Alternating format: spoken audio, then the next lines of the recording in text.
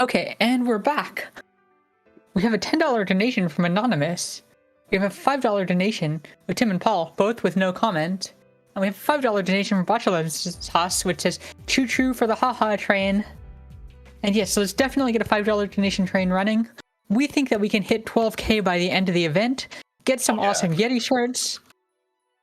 And with that, we'll throw it over to Moonblazewolf for Final Fantasy X. Take it away. Hey, thank you so much, Freyas. I really appreciate everybody staying up to watch a slightly condensed version of a speedrun that is generally quite a bit longer than this, but everybody loves this game. And it has an amazing cutscene remover mod, which is what I'm going to be playing using tonight. So you'll probably notice a lot of kind of little stops and starts, and it's just because, you know, you'll hit a cutscene trigger and then just nothing will happen and you'll move on with your video game. So the cool thing about this cutscene remover mod is it is the exact same run, almost to a T. It retains about 99% of the movement and all of the fights and everything, all of the stuff that you would do in a normal any percent run. But because I'm using this cutscene remover mod, it's going to reduce the time it takes me to finish the game by about 5 hours. So we'll get everybody out of here in under 4 hours tonight, which should be nice. So, but I do want to introduce my co-commentators as well. They are going to be definitely filling in the gaps in the lore is kind of how I pitched it to them. Since it is a cutscene remover mod, we're not going to get a lot of the story of this RPG. So I think we can maybe make a little bit of our own story. What do you think, Scala and Vani? Oh, absolutely. Yeah. I mean, the reason that you have us here is, I'm, known for being involved with Final Fantasy IV. Vani, you are fantastic at FF6. So between the two of us, that's FF10, right? Exactly. Yes, it all adds up. Yeah, I was going to say, everybody, tuck yourselves in tight because Uncle Vani and Auntie Scala are going to take you to Storytown. Oh my God, yes. I can't wait. And I'm going to try to execute this run because it is fairly execution heavy. I'm also going to be doing some RNG and encounter tracking as well. So if I notice anything particularly cool, I'll probably call it out. But I'm going to leave the broad strokes to these two. So with that in mind, I think I'm going to go ahead and get underway. Time is going to start when I actually confirm that I'm using the cutscene remover. So I will go ahead and call it out when I get to that menu here in just a second. And let's go ahead and get this finale train on the tracks. Actually, before I start, I need Titus's name because I'm going to need it like 8 seconds into the run. So the winner for Titus's name is ha ha ha, all lowercase. Okay, and just 3 ha's? Yes, just 3 ha's. Okay, great. I will be able to get that taken care of once we get underway here. So let's go ahead and get started in 5, 4, 3, 2, 1, go. Oh no, now we have to define where we all stand on the name pronunciation for our protagonist. Oh gosh. What was that, Vani? I said you go first. I am definitely Team Titus. Ooh, see, I'm a Titus guy. Ah. I tried to be Team Titus for a while when I was learning this run, and then I started hanging out with a lot of people who play Final Fantasy X all the time, and they all say Titus, so I kind of just slipped back into my original pronunciation mode. It's a Cecil Cecil kind of situation. I was going to say, I like how you asked this question about 5 seconds into the speed run. We have a difference of opinion, and now it's just going to be awkward for the next 3.5 hours. But see, now my stance on the Titus is because his name is Tida in Japanese. Oh, okay. See, for me, I always... Okay, go ahead. Keep going.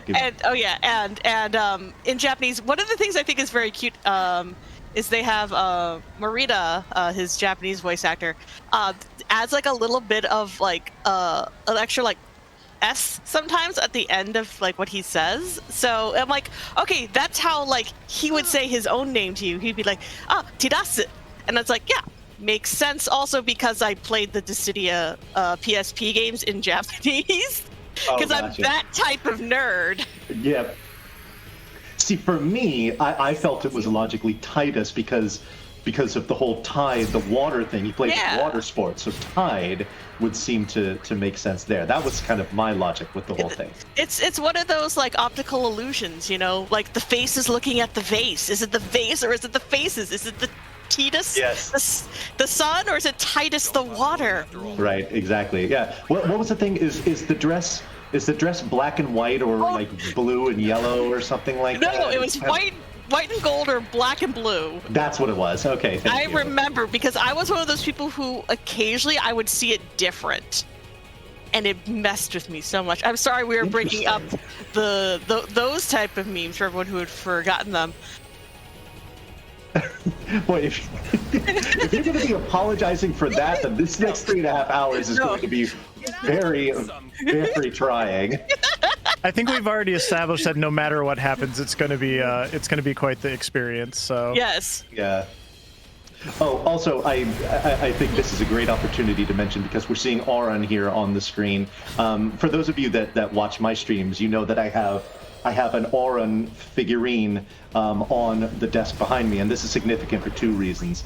First of all, that figurine was given to me by my dear friend Scala here in chat. And the other that is significant, and this is something I pointed out on my stream, is that he normally is obviously holding a very big sword. Well, the one that's on the desk behind me is actually holding a rainbow flag that I got from a pride parade that I marched in recently. So he is there to remind you that Auron says gay rights. Gay rights?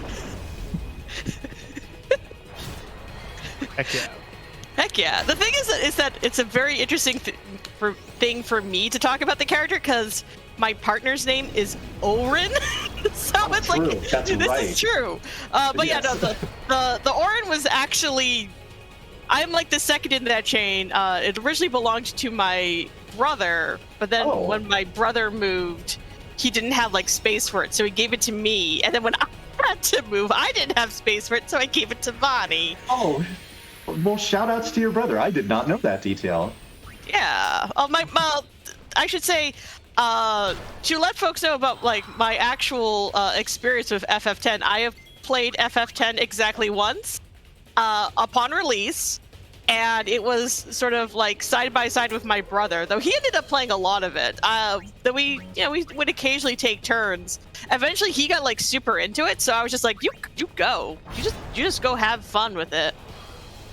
And I basically just kind of like sat like alongside and watched. But that was at roughly around the same time. Here you go about like how wonky like release schedules have been with Final Fantasy in the West. That was around the time that FF2 came out in the West.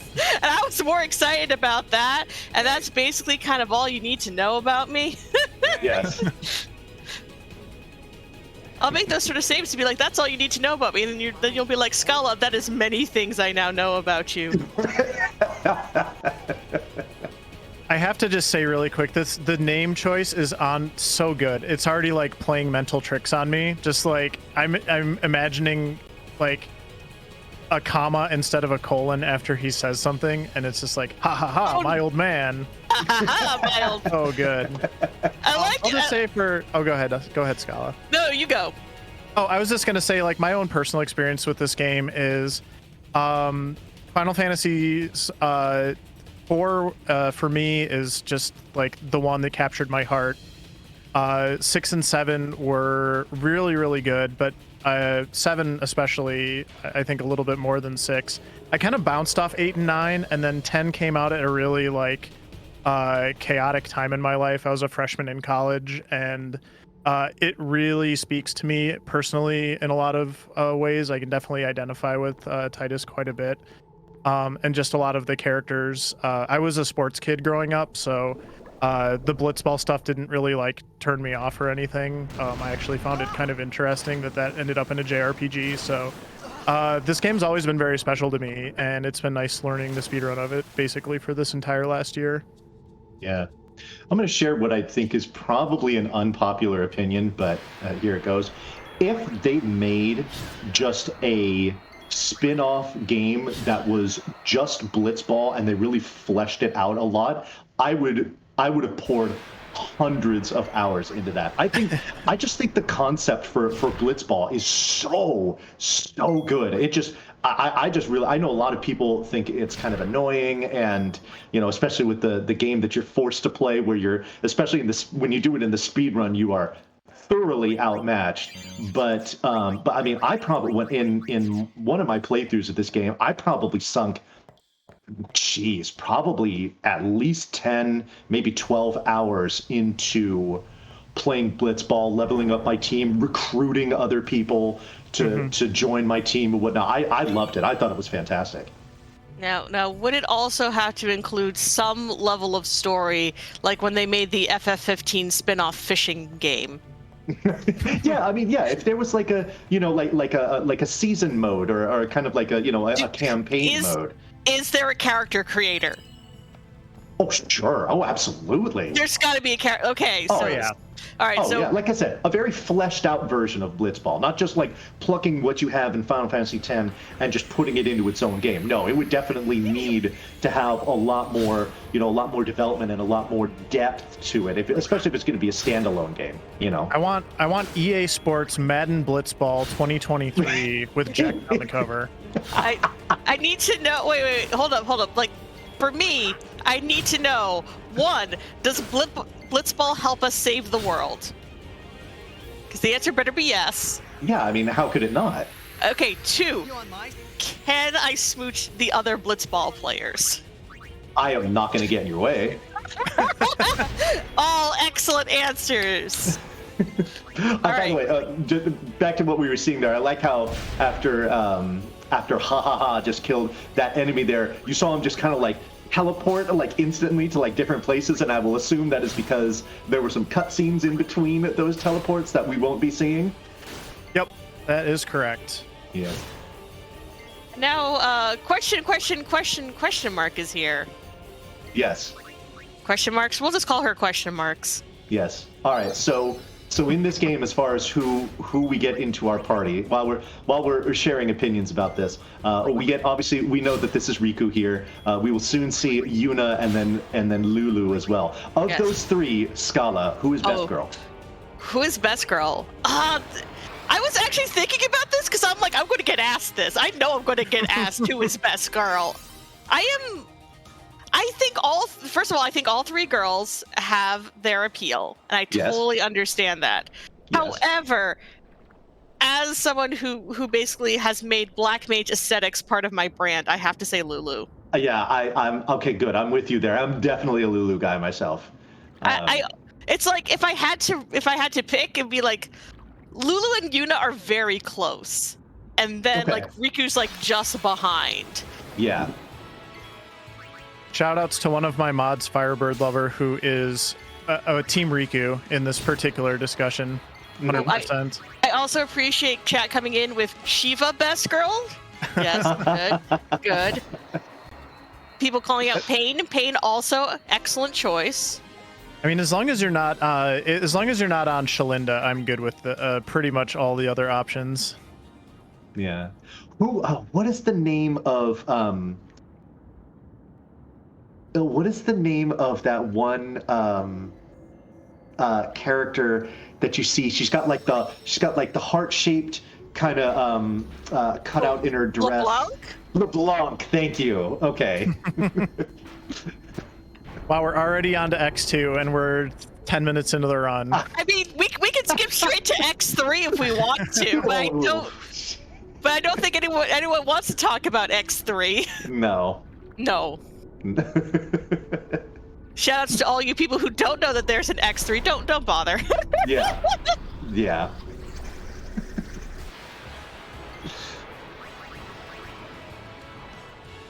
There's so many piranhas in here. Yeah, it's quite infested. Are they called piranhas or are they called something else? They are called piranhas. Oh my god, look at me getting it right. Well, that makes sense. They definitely look like piranhas. They're bitey. Therefore, they are piranhas. But they also have grenades for some reason. I don't get that one. I also really like the taste of Riku, which is annoying because I'm going to have to menu after this and heal her before the boss fight. But that's okay. Honestly, everything's going quite well so far, and I'm tracking what looks like a pretty good seed, so we'll see how that goes over the course of things. I tend to not get too far ahead with that stuff because so much of it is out of my control. A lot of what you track in this game, it's basically just like writing the script of your run as you go, so you don't have a lot of control over the actions that happen, but you just kind of record them, and then you get to a certain point in the run and you're like, okay, well, where did that land me? And hopefully you end up in a position where you can get what's called a no encounter armor. So we'll see if that happens or not. If not, it's not the end of the world, but it would be pretty cool if I could get one in a marathon run. It would be cool. Chad is bothering me about X3. I was just about to say, they are not going to let you just let it go. Okay, so I had to remember if it's a novel or I believe it's a novel. Right? Okay. Correction. It is officially titled, and I'm going to do my best, Final Fantasy X-2.5 Ien no Daisho is what I'm thinking of, which gets kind of casually referred to as like X3. It's this whole novel that basically like finishes up what happens after X2, but it's very vague, and it kind of like breaks up like Tidus and Yuna. It's weird. Here, I'll just drop a link in chat.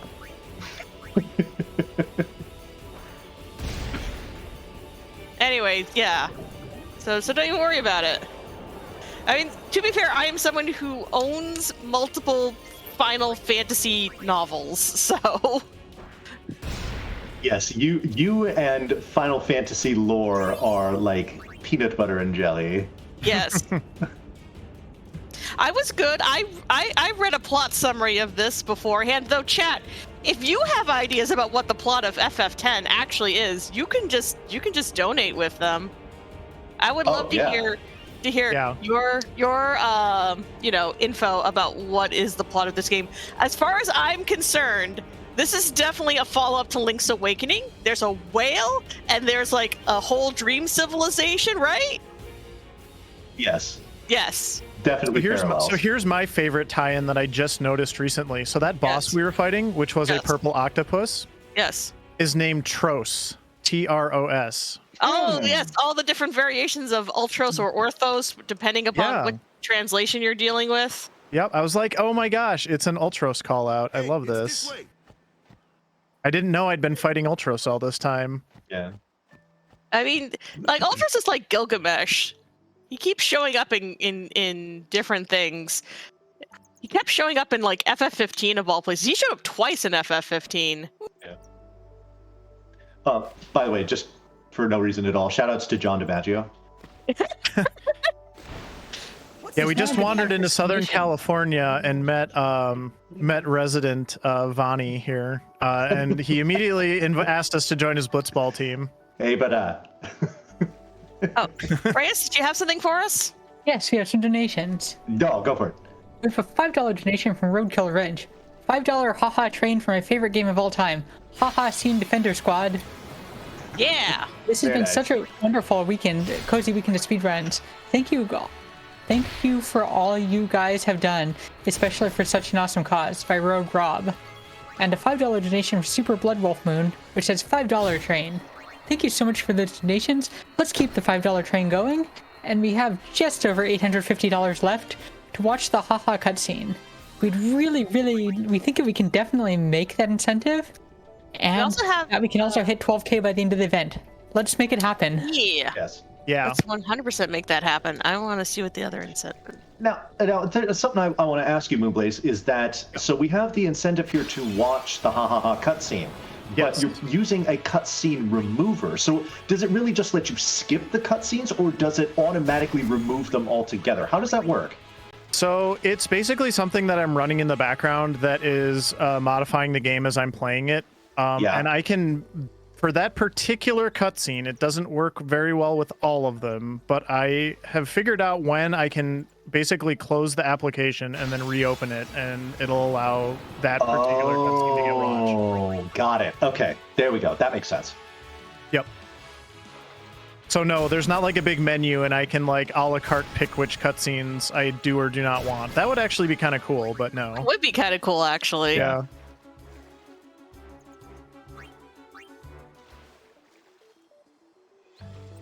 I'm just swimming through the lagoon here. There's not a whole lot going on at this point, and I'm actually going to Besaid Village, which is home of the first temple.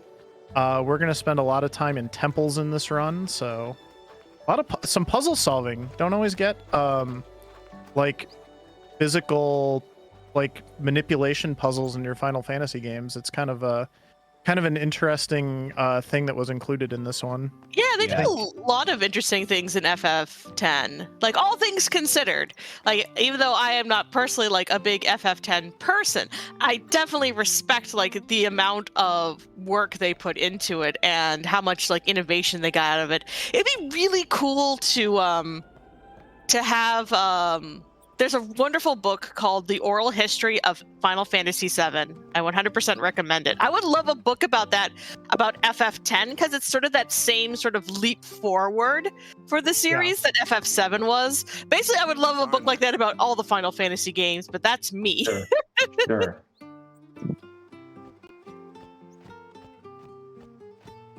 Yeah, that was actually one of the things that I appreciated about like games like Final Fantasy VI and Final Fantasy VII, and certainly they took it to another level here in Final Fantasy X. Is the whole puzzle solving? It's not just it's not just grinding battles and all this stuff. Doing these puzzles here, especially that one where you're on those kind of like tracks and you have to guide yourself in the right direction to get to the right places.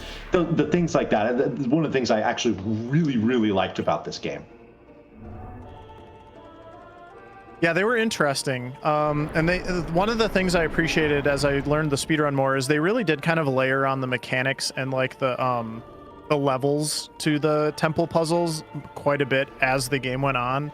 Yeah. And when you're playing the game casually, you kind of don't realize that because you're maybe doing like one every day or two depending on the pace you're playing at. But when you play them all in like one sitting, you're just like, oh wow, this is kind of neat. They were really evolving each of these with each of the different temples. I'm just going to mention as well to the host right now, I do need the Valfor name right after this is done. I will also mention the host. I may have put in a donation for that. So hopefully it hits the processing very quickly. We are currently 2 names tied for Valfor. Burb and Friend. Burb with a B at the end. Okay, I put in a third one, so oh boy. Oh boy. Oh boy. I don't know if we're gonna have time to break that tie, but let's see if maybe Scala broke that tie. I don't know, we'll find out.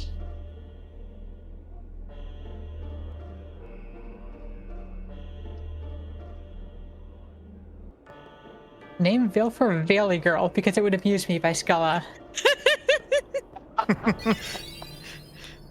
They're all good names. They're all good names. Valley Girl. Yeah, why not? I have no reason why not, because I think it's fantastic. But it's I do need the winner. I do need the winner right now. So there's a 3-way tie right now between Burb ending with a B, Friend :3, and Valley Girl. How can we combine those? Can you make it Valley Bird? Unfortunately, Valley Girl is over 8 characters long. Oh yeah, it is. Oh no. What was the first two? Friend :3. So this is Runner's choice. I think I can combine the first two. It was Burb, Friend. Yeah. Can I do like Burb FREN and make everyone happy? Perfect. Does that work? I think so. Okay, we're gonna go with that. Burb Friend. Yeah. I love it. That's fantastic. And that actually sounds like something a Valley Girl would say. Oh my gosh. Oh my god, Burb Friend. Burb Friend. Ha ha ha, where's that boat? This is it's very amusing to me that we get to see like this particular cut, like like I the know. Switch, and you're Well, just like, that yeah. one's so weird. I definitely know that one because that one's super weird. I have watched speedruns of like the any percent like without the cutscene remover, and I Yeah. definitely have remembered that one because when you watch like someone like trying to get like good times on this run, which I've definitely watched some folks who like to run this. It's like when you always see like a lot of like the stuff like very near the beginning. Yeah. And it's like that. Also, shout outs to this weaver here and their actual loom. Yeah, I was also going to say shout outs to their dog who looks very much like the goodest girl on all of Twitch. Yes, Miss Lena. Miss Lena. And the dog had Valfor's second overdrive in her mouth randomly, so thank you, dog. That's actually going to be very helpful for the speedrun. Good girl. Good girl. Good girl. I do like this little section, I have to say, where like each you get introduced to each member of your party, and they each are like, this is like the thing I'm good at. Yeah. It's a good tutorial. I appreciate good tutorials. As someone who speedruns a game full of them. Yes. I mean, when you play this game without the cutscene remover, you're doing tutorial intro stuff for probably like the first 2 hours of the run. So it's quite a bit. It is indeed quite a bit. This game's pretty front loaded, so at this point, if I was doing vanilla, I would be like probably 3 times. I would be approaching the hour mark probably. Spells of ice and ice beams are See, the other reason why Lulu is great, her weapons are plushies. Okay, Yes. As someone who collects plushies, I have to appreciate. I say as I have a plushie here with me. And also belts. Belts. Yes. It is even a Final Fantasy plushie that I have with me. Aw. Surprising absolutely no one, it's a Sephiroth plushie. We're unfortunately skipping my favorite cutscene as a 18-year-old gay furry, but that's okay. I actually do have to pay attention or he can kill me right here. Okay, so I'm gonna okay, focus. pay attention.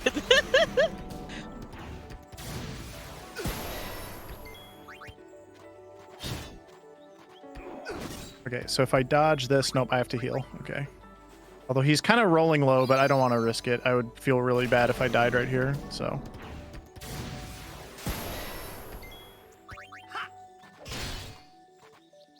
And of course, then I get the crit. So, oh well, it's fine. Yay! That particular fight is a little bit vexing for newer runners.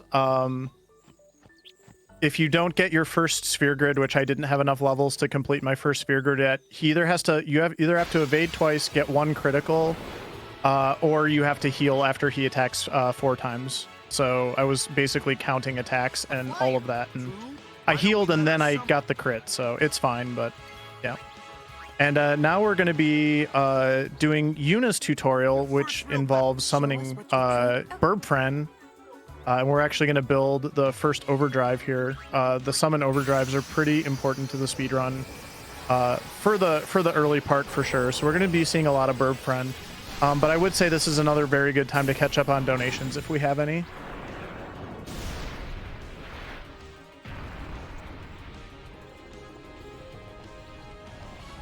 And if not, we can keep talking about plushies. That's fine too. I always love that when you first summon Burbfriend and Yuna kind of comes and gives it some gentle scritches, and it's like, okay, now go destroy. Yes. Yeah. I appreciate everyone who is like telling me about all their plushies in chat. Oh yeah? Yes, we have people talking about having Moogle plushies and Tomberry plushies, and they're Ditto, they're like Pokemon plushies. Everyone, yes. Everyone has good taste in plushies. Yeah. Now, Scala, as I know you are aware, I have a 7-year-old daughter. Yes. And I have hung not 1 but 2 like triangular nets that you put into the corner of your room, and both of the ones that she has are literally overflowing with plushies. Nice. Yes. Yeah. She has quite a few. Most of them are Disney themed, which is, you know, the princess that she is should be no surprise at all. But she is a plushy girl, that is for sure. I mean, that's literally what I got all 3 of my nieces. I got them all plushies for Christmas. Perfect. I got them plushies and art supplies. I mean, to be fair, one of them is a little too young for art supplies, but that's okay. I still got her a plushie. That is thoroughly on brand. It is very on brand.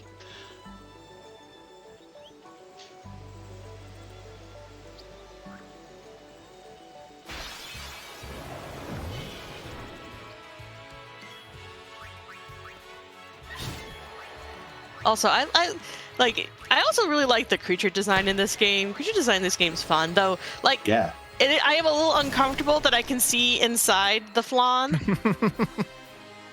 Just a little, just a smidge.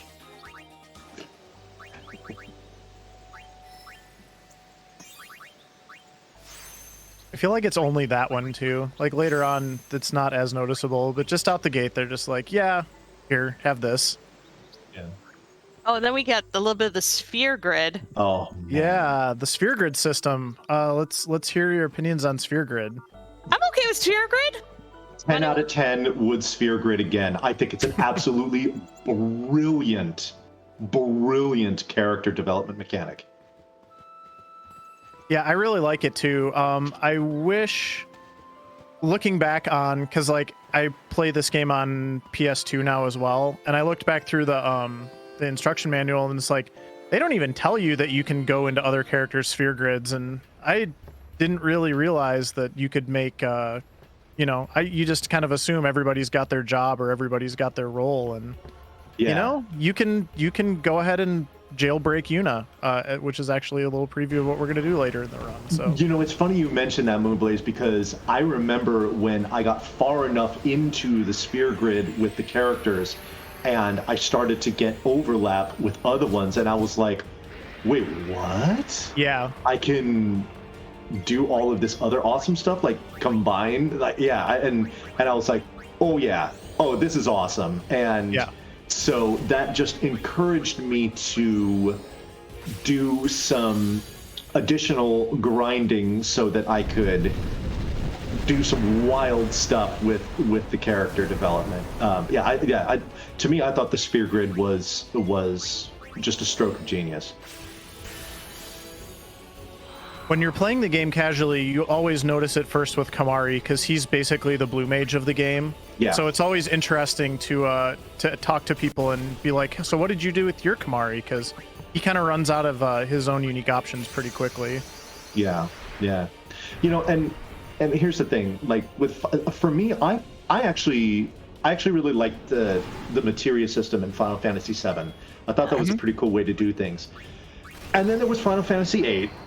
And then when they got to 9, obviously 9 was, in a lot of ways, especially just coming off of 8, was very simplified. So after that, I was when 10 came out, and obviously I was excited to get it as a longtime Final Fantasy fan. I was very curious how the character development system was going to go, and trust me when I tell you, I was very pleasantly surprised to see the sphere grid and everything. Dang, you just went straight from one boss fight into another. That's got to be that's got to just be like, I mean, you know, you don't even get any time to kind of, you know, mentally rest or prepare or anything like that. It's just like, just chain them together. Oh, this run is really intense. Yeah. And the other part of it that, like, I'm being very coy about right now, but I'm doing all the RNG tracking on the side as well. So I'm basically doing the run plus like data entry. See, that's why we're here, Vonnie. We have to like be able to keep the conversation going while Blaze does math and like actual, like, you know, smart people things. No, to be fair, there's No no problem. math yet. I might have to do math later, but Yeah. at the moment Okay. there's no math. I mean, Now Just full when disclosure, I don't want to scare anybody away in chat. yeah. Now, when you have, I mean, obviously, I know you're concentrating on a speedrun here for the finale of a fantastic event, But Yes. when you have the actual bandwidth to explain in as much depth as you would like about how that manipulation works, I would love to hear it.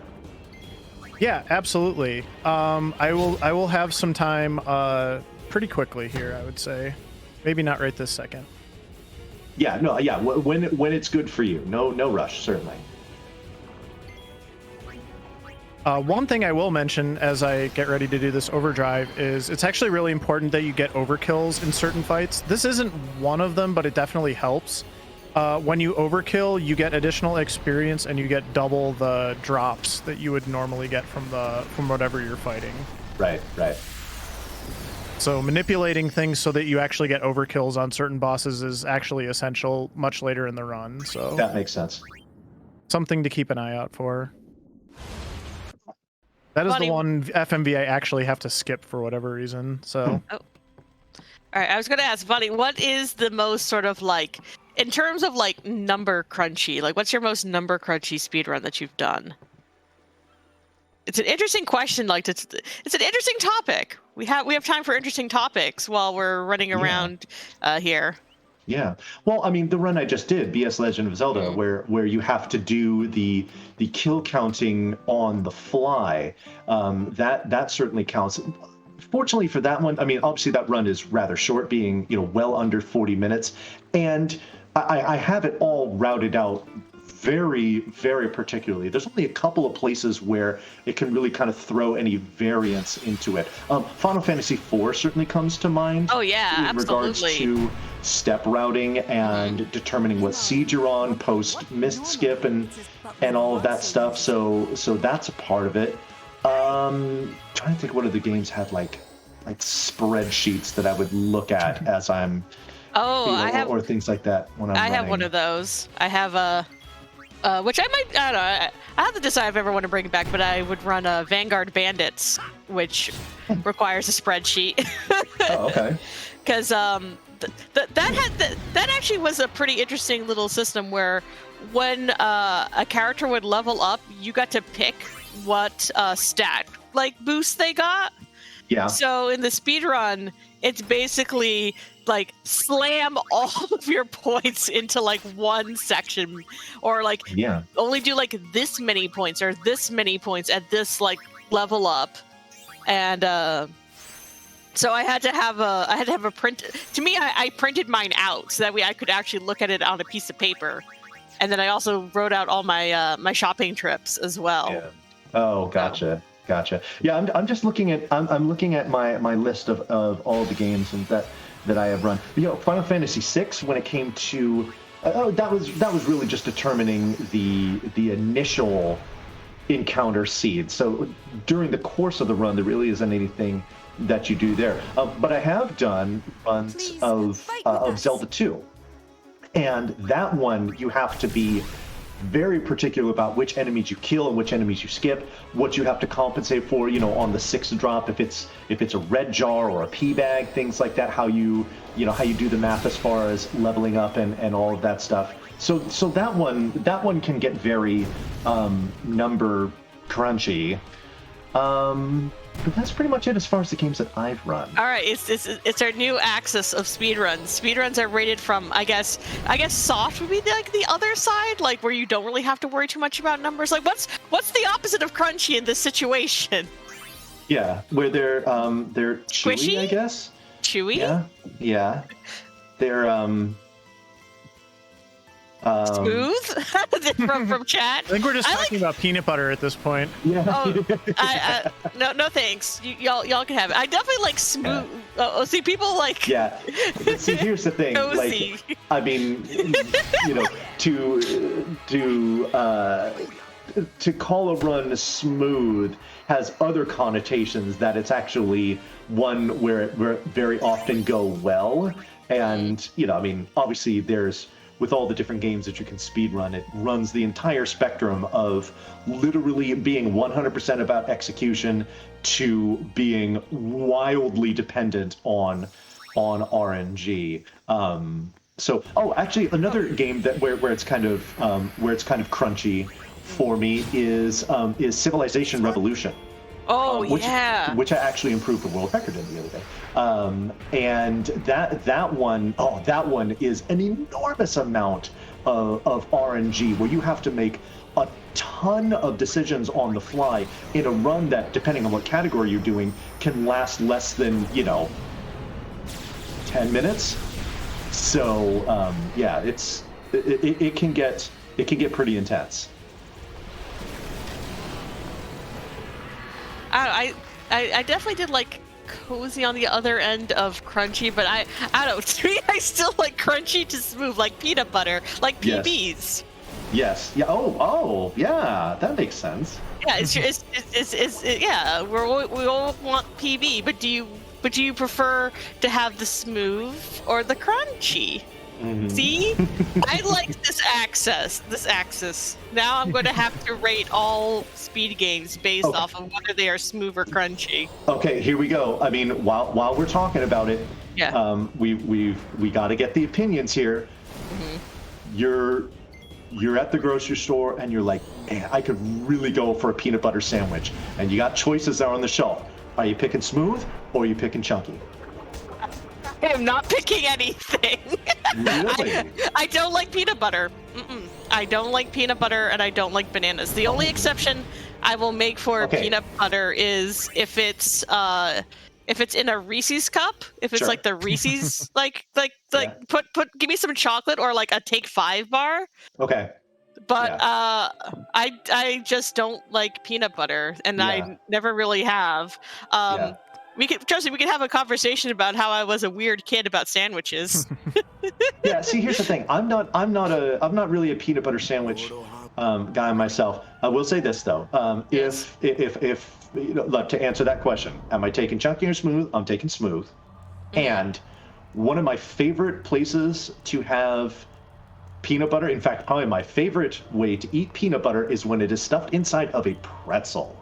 Yeah, see? Like peanut butter and pretzels, oh man, the Costco sells those things by the barrel, and I mean, half of those things is a serving size for me. Seriously, I could eat those all damn day. Now, have you had a Take 5 bar though, Vonnie? I don't think I have. Oh my God, Vonnie, I'm buying you a Take 5. You're shipping me a Take 5 bar? Just go. You can get them at the grocery store. So here's what a Take 5 bar is.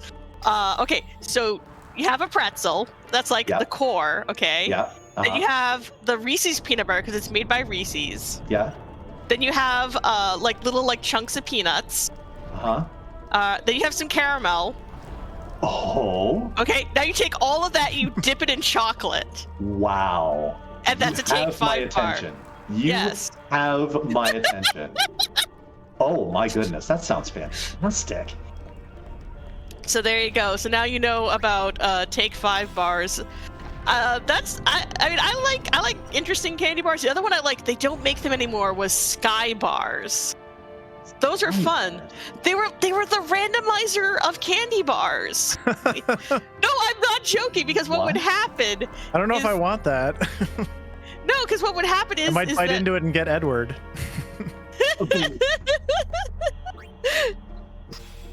Is that you would have 4 little chunks of the candy bar, and each one of them would have a different filling in it, and you wouldn't know what order the fillings were in. It was different every time. Oh, interesting. Yeah. Oh, Mechalink says, good news, Scala. Sky bars are still being produced. Ooh, I thought they'd... Okay. You might need to shift the deets on that. Oh, we don't name Ifrit? No, I will only need to use Ifrit if it's an emergency. So we're only naming the Aeons that you're intending to summon. Yeah, the ones that have a starring role, I would say. Perfect. Okay, that makes lots of sense. Yep. Ifrit is pretty great, though. Don't get me wrong. One thing I just want to mention, as I've been in the Kilika Woods for a while, I've been farming certain encounters because I do need a certain amount of sphere grid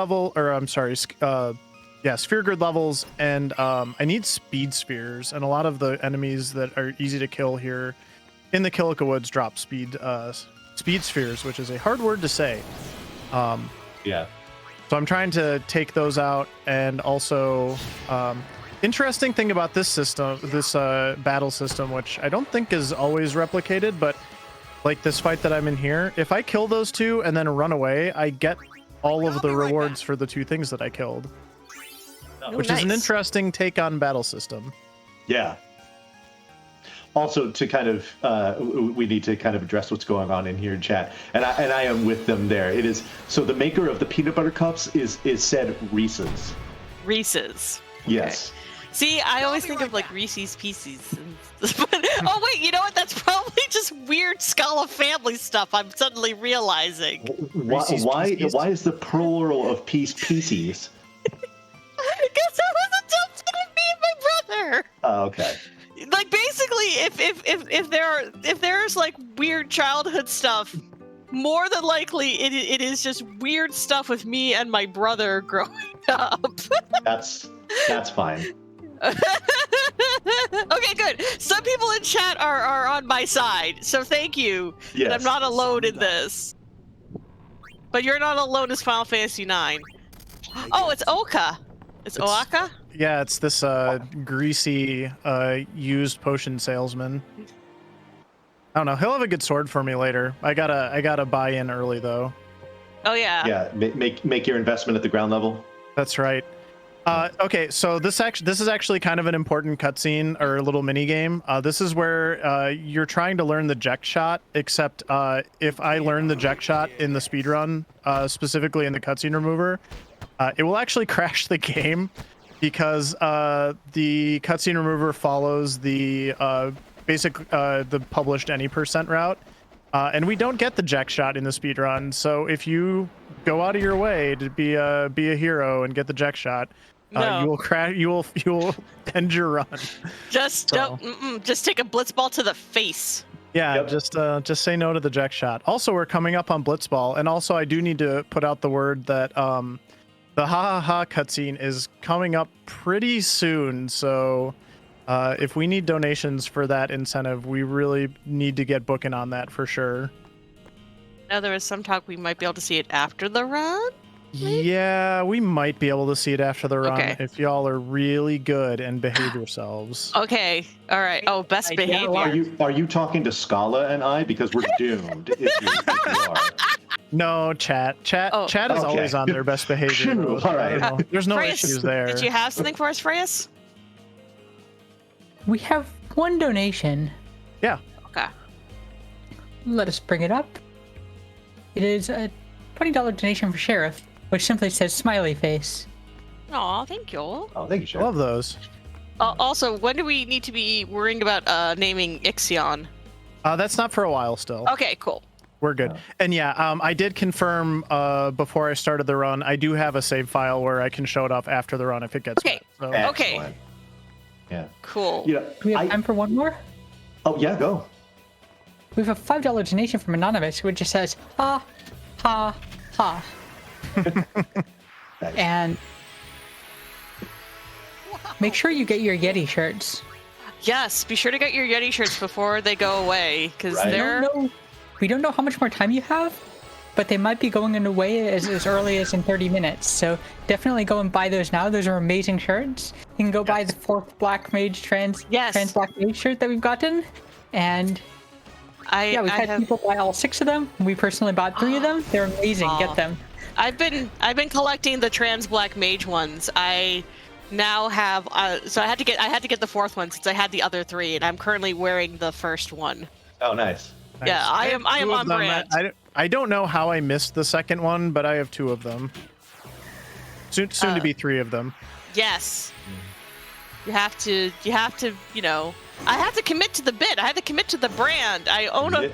Yeah, yes. Yes. No, that's my whole life, Bonnie. I know. It's not like you and I haven't been good friends for several years now. Yes, this is true.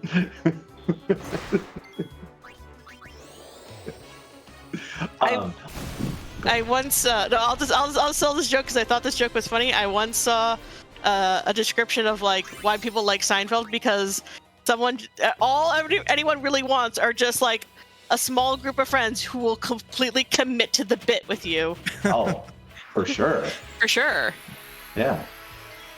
I mean, that was. I mean, if you saw what I did for my Willow run at Limit Break this year, when I got my two couch members to do something we like to call the snake dance, which is absolutely absurd, and the fact that they bought into it, like honestly, that's what friends are for.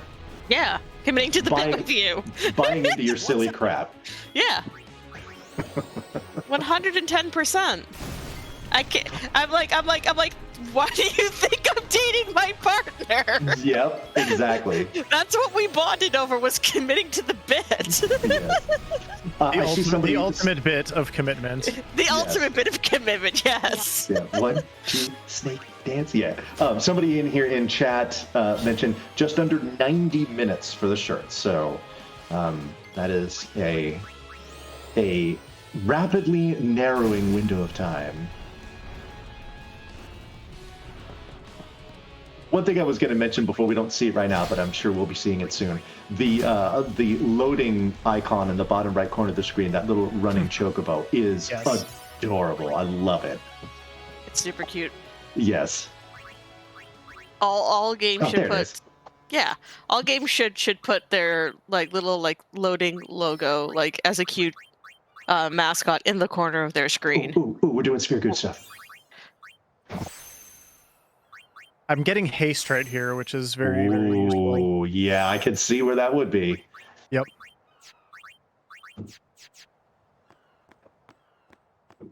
Like that, we're about to go fight the Obliterator. This is one of the fights with the manipulation, which, again, I haven't really gotten a ton of time to talk about.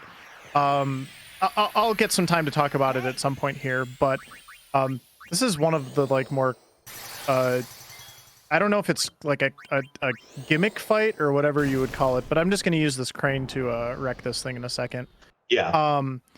But one of the things that we're looking for in the speedrun is I want to get a lightning steal here in this fight, if possible, for Titus. Unfortunately, I'm not going to get it because it was not really an option in this seed, and I wasn't able to...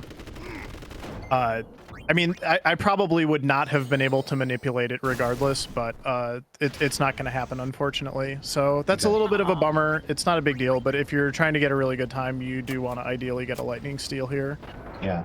Now, so, okay, you've kind of answered part of this question that I'm about to ask just now, but so the manipulation that you're doing is for what end goal? Is it for drops from enemies? Is it or what else are we looking for in the manipulation there? So it is specifically for one drop about 2 hours and 40 minutes into the run. I will have a possibility to get a no encounter armor, which will save, but depending on the amount of involvement it takes me to get it, can save up to 8 minutes.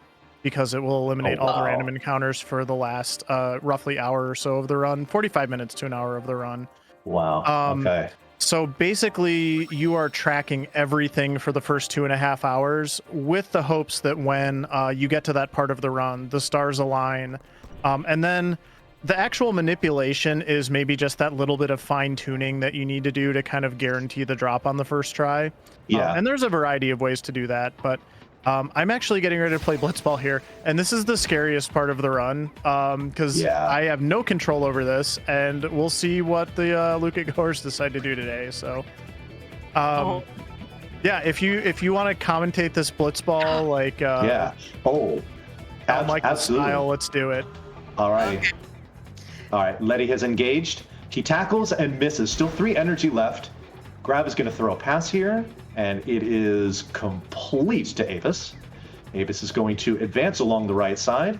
He's advancing. All righty, we have an encounter. It is a 3-man encounter. He's not going to break. He's going to try to pass through this. We're going to get a straight-up interception by Jasu there. Jasu's going to go on the attack, and we're going to go manual A and normal, because that's something we're going to do. Avis is going to do an encounter right in front of their own goal. The tackle is going to be unsuccessful with 5 energy left. Jasu is going to throw a pass with 7 energy.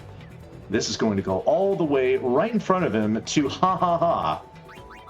So there's a reason I'm doing this. I need Titus to touch the ball exactly one time so that he levels up and learns Sphere Shot. And now, hopefully, nope, he re-engaged. I'm going to try to just stall out the entire rest of this first half, but I'm going to have to get away from this guy first. I have definitely seen this strategy where we're just going to run down the clock of Chasu. Playing for the tie. This happens in real sports, too. Nope, he is being a little bit difficult right now. All right. I keep getting aggro. It's on the defense. But Abus is not really capable of getting the ball away from anybody, so you kind of just pick on him a little bit. Are you serious? Go away. He's just here to look cute. He's like, maybe this time I'll get the ball. He's trying. You know, what? I respect Abus for trying. Bless his heart. Bless his heart. Yeah. All right. Also, so at this point, I have put my controller down, and we've got about 3 minutes. So I appreciate. Oh my goodness. I appreciate Zoku and chat going Jasu, Jasu, Jasu. By the way, Go ahead. but while we run out the clock here of Jasu, I just wanted to let you all know I did very quickly DM my partner a bit and be like, I just described our relationship as the ultimate commitment to the bit, and they very predictably just responded with, I appreciate that way too much, and that's why we're dating. Oh, chat, it would be fantastic if we could fill some of this time here with donation comments. Yes, Just, please. Apropos of nothing. Yes, we have to name Ixion. We want to be able to see the ha ha ha cutscene. Yeah, and we want to get to 12,000. I think that's Yes. I think that's a fantastic goal. We want to get to 12K. Yeah. But it's up to you, chat. Are they? Oh no, they're coming. They look like they were going to threaten, and then they kind of just got scared, and now they are just, everybody is running in circles. yeah, they just like to spin around in circles. This is a very busy game of blitzball. Blitzball go spinny. If you occasionally you'll catch them in the camera view, and they're literally just swimming in circles. Oh, that's fantastic. Yeah. I saw Quickly, I them. might add. Oh yeah, Blitzball those go are spinny. some very tight circles indeed. Good job, boys. Yes, good job. Some good spinning out there. Good spinning. Yep. I have to admit. So we'll talk a little bit about different Final Fantasy. Just for the hottest of seconds. Yeah. I really like how in Final Fantasy VII Remake, there's one scene that actually does have live commentary, like the live commentary boss fight. I will not spoil which boss fight it is. Just know that there is a boss fight that includes live commentary, and it will react to what you do. And it's like, Oh, yeah. It was one of my favorite moments in that game. But I won't say anything else. So that way, if you have not played Final Fantasy Remake, please go play Final Fantasy Remake. Final Fantasy VII Remake. There we go. Yep. I can chain all those letters and numbers together. Everyone goes spinny. So we're doing a slightly modified version of the strat in the first half here, but I actually do want to score here. I'm just waiting. I'm waiting the clock down so that the goers can't counterattack, basically. And story fact about this second half, at the 3-minute mark, there is going to be a mini halftime where Waka gets subbed in for Titus. So I'm also kind of playing against that particular the end of this half, or whatever you want to call it, is actually the 3-minute mark. Oh darn it, I got too close. Oh no. I was about to say, I'm like Jasu, can you have Jasu go spinny too? But no. I gotta try this. Algera is here. Yeah, see what happens. Maybe. Oh, so close. Oh, just barely. It's Oh, okay. no. I can still score later. I really don't want to lose Blitzball. Losing Blitzball in the speedrun is actually really bad. It loses you multiple minutes. It also Ooh. puts you on a different route, believe it or not. So yeah, I really do want to avoid that, but we'll see how the second half goes here. And Come on, hope for the Dato. best. was just Now- a split second too late in queuing up my pass to Titus because he would have been in a really good scoring position. Okay, this is good. So I've got the ball again. Okay. The keep away can continue. Alrighty. All right. Yay. I'm gonna do basically the same thing, except I'm gonna wait and then pass it to Waka instead Okay. of Titus. And Waka doesn't have as good of a chance of scoring, but he can score. So Okay. Cool. All right. Waka, we everyone need go. you to kind of crash the goal here, Waka. Okay. Cool. He's going in. Is Oh, that this is him just bad, though. completely unguarded in front of the goal? no, that is him. Actually, he's got a pretty good path here. Oh, This should work. Let me Abus is see. back. okay. Yeah, he's back. Return of Abus. All right, we're sending him in on a breakaway. Oh, I'm a little far out. yes. Hopefully, he will swim fast. He is wide on, open. Waka. It is nothing but daylight. No, no, Come no, on, no, Waka, no. go, Nothing but go, Waka, daylight. go. Oh, Come on, Waka, go, Waka. go, go. Oh no. We might be Well, okay. Well, Okay, I we got go. I got the shot. I'm taking the shot. nice. Go the shot, get the shot, One get the energy shot. left. Let's go. And Oh, we got the goal. He shoots and scores. All right, so now I just need to not get scored on for 30 seconds. Yay! So here's the thing though. In our fantasy blitzball game, is there also Go Spinny? There better be Go Spinny. I think the default, you have to spin as a default. Now, but do we spin to win? Is the important question. We learned that earlier this marathon. Does that also yes. apply that to long pass chewed up a lot of time. 3, Yeah, I think 4, we got 5, this. 6, 7, 8, 9. Done. Yeah. GG. Yep. Okay, so that's really important because I'm gonna get a strength sphere now, and yeah, that was that. All things considered, a little bit of a heart attack there, but yeah, we made it. So. And now they're fish. Yep, and now I have to fight a bunch of Sahagins because I guess that's like part of the victory ritual in Luca is they just Release flood the Sahagins? tank. They flood the tank with killer fish when you win for the winners. So Now hold up.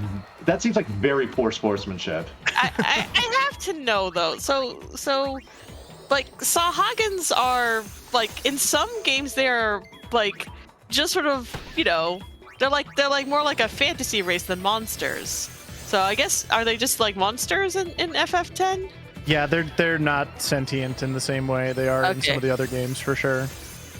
I mean, well, we could get into a whole conversation about that, but we won't do that right now.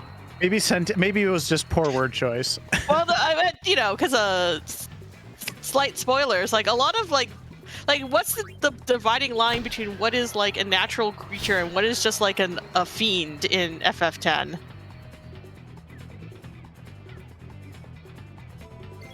Was that a question for me? I don't know. It was a question for don't- Blaze. They don't explain that super well. Okay. It does have the Final Fantasy IV, like, why do the monsters keep increasing kind of vibes going on, and you do go to the far plane, and they talk about some of that stuff, but it's never like particularly well defined. Okay. Just that there's monsters and you have to fight them when you're on your pilgrimage. Okay. Oh, Blaze, one question I have for you, because I saw you get the ability and I see you use it here. What exactly does cheer do? It raises your attack power and I believe your speed a little bit. Okay. But it's mostly for a minor attack boost. Got it. And in this particular fight, I cheered 3 times so that Waka will always one-shot the Sahagins. Perfect. Okay. Cool.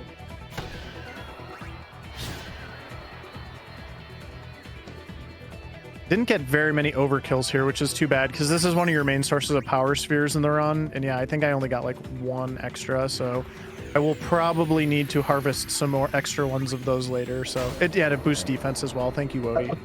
So we were in the water fighting Sahagins, and all of a sudden, Orin is like slaying giant lizards. He's been keeping an eye on us, I think. Yeah. Yes.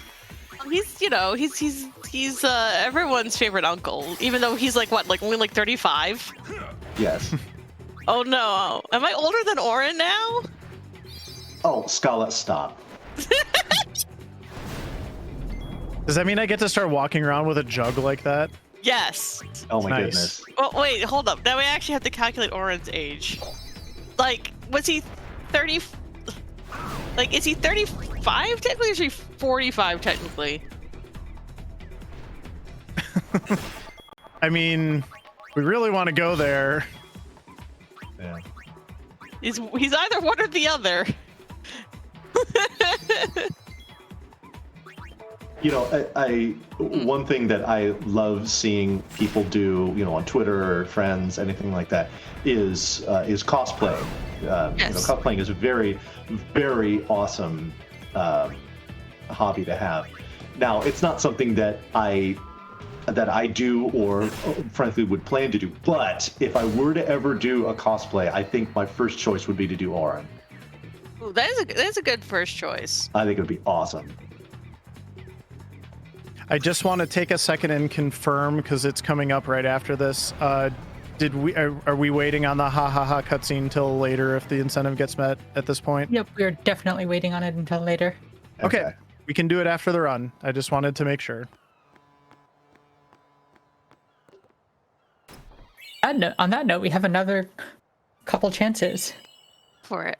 Another couple donations. Oh yes. Yes. This would be a We great have time. one from $25 donation for Zokubun, which says, I wanted to give Freya's a chance to cheer too, so Jasu, Jasu, Jasu.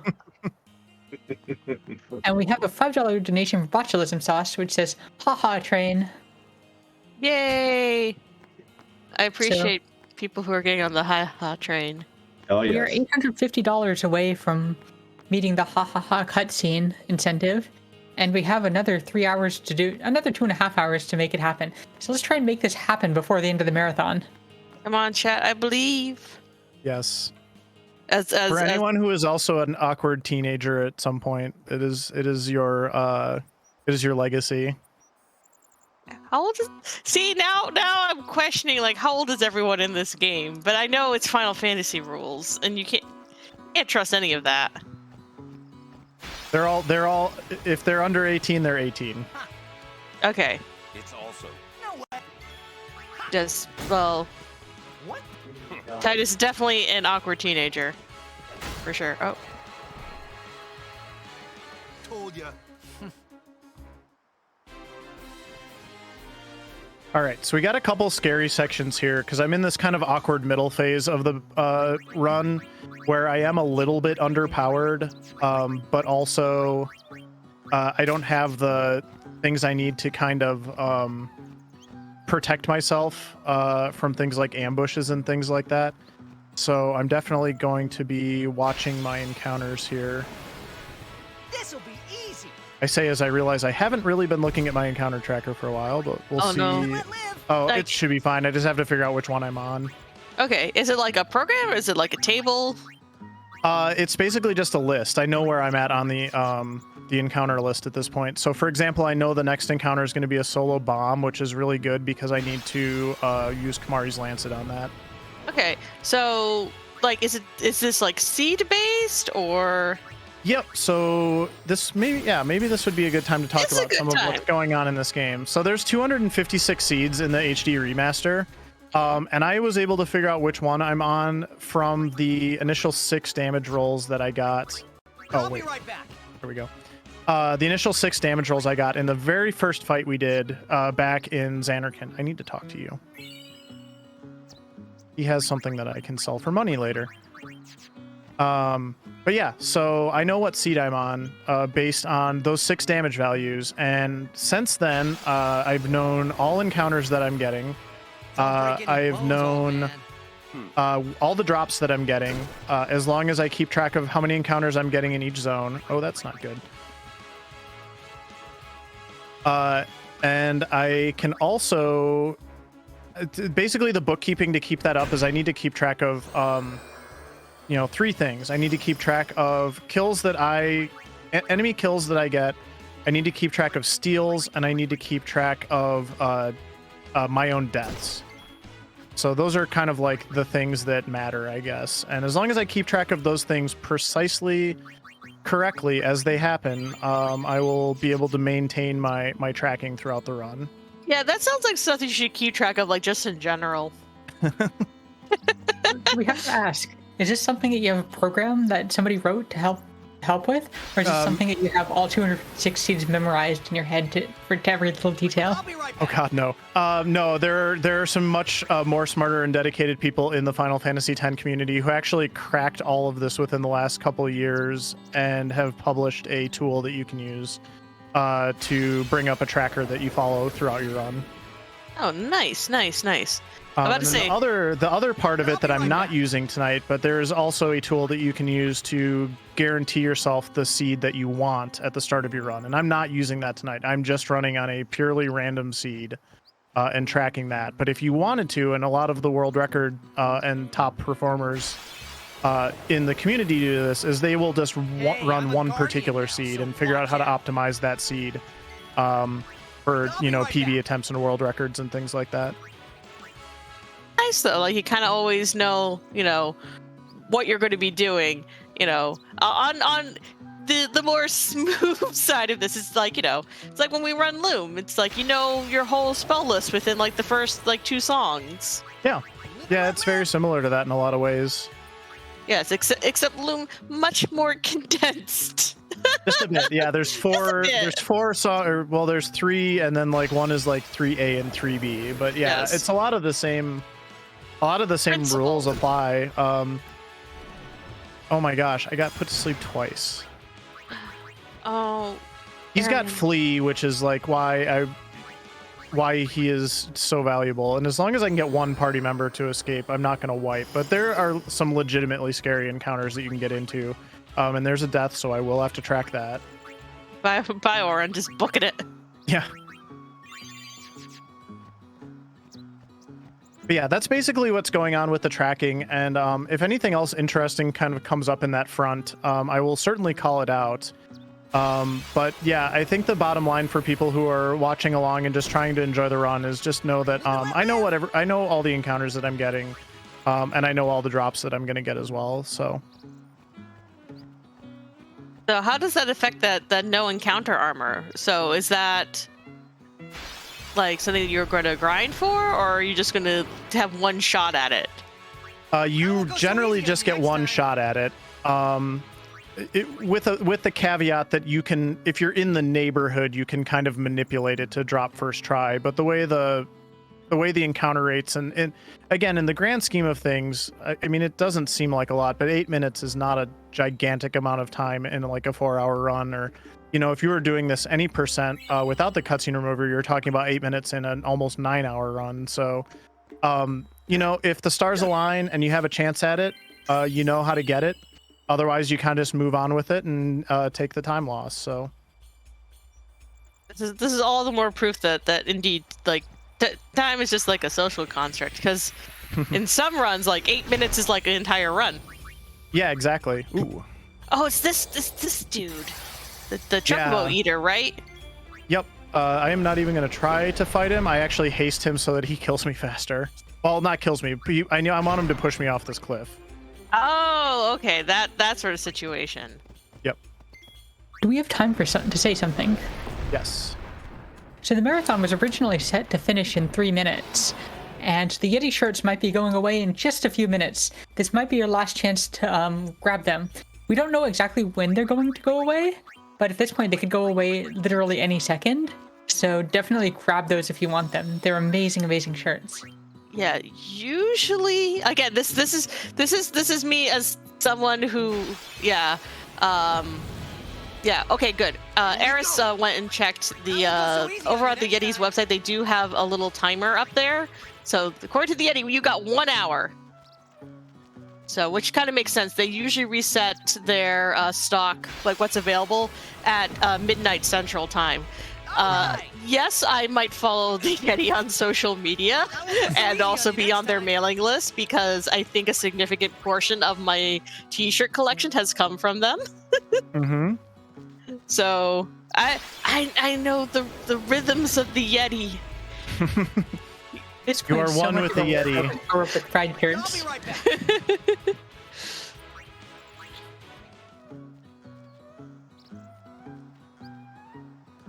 Well, they're very cool people. I love all their pride shirts. I basically picked out for this weekend, I was only wearing Yeti Pride Power of Pride shirts because I own that many. That's awesome. I'll be right back.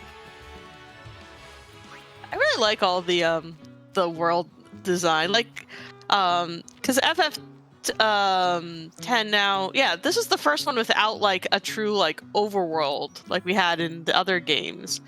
And what they did though instead is they kind of have like these very nice like detailed scenes that we kind of run through instead. It gives you this very interesting amount of world building and this sort of feel where, you know, you have this sort of mix of like natural and, you know, ruins. It's a very cool vibe that they have going for this game. Yeah, absolutely. Trying to fix one thing quickly there before I proceeded through this zone. I'm actually doing very good on my RNG tracking so far. And this is another this next area that I'm about to go into is really kind of like the last scary area of the run in a lot of ways. Where what I mean by that is like bad things could happen to me. Thankfully they are not going to happen to me, and it looks like I'm actually going to have some pretty good luck here. These first 2 encounters that I'm going to get in the zone are exactly the 2 encounters I want to kind of get my levels and my other setup where I need to be for the next area. So since we're moving past the scary phase, what Spice Girl would you name the next phase of the run after? Oh gosh. I mean, we already had the sporty phase. We already did it. Yeah, that was in Luca. It's not posh. It's definitely not posh. No, posh is when we get married. Well, kind of married. Una gets married. Kinda.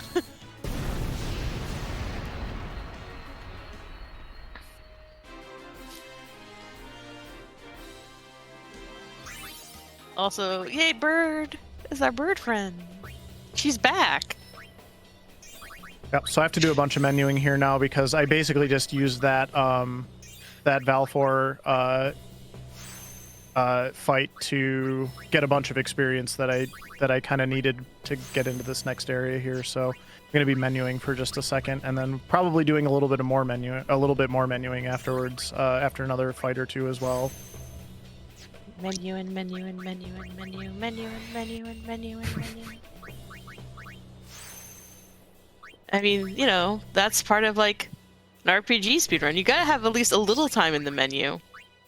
Yeah, the only thing that's a little bit terrifying about using the sphere grid is there's really like no takebacks in the sphere grid. Like if you are not paying attention and you do the wrong thing, like you are absolutely going to get punished for it. I'm gonna actually hold on. So again, you must commit to the bit. Exactly. I'm gonna leave my party like this for the moment because I want to just snipe one monster out of this next encounter, and then I will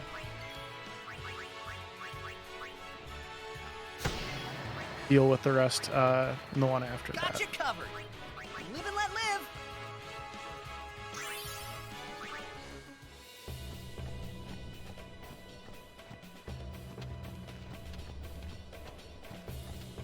That was a preempt, which is actually a little bit awkward for what I wanted to do next. So I went ahead and just sort of took the opportunity to take out that raptor and get a little bit of extra XP that way. Well, this is not the party I wanted. Okay. Should be fine. Oh boy. Oh no. Ha ha ha, no. It's fine. It's fine. Just a little bit of extra bookkeeping that I didn't necessarily want to do right here.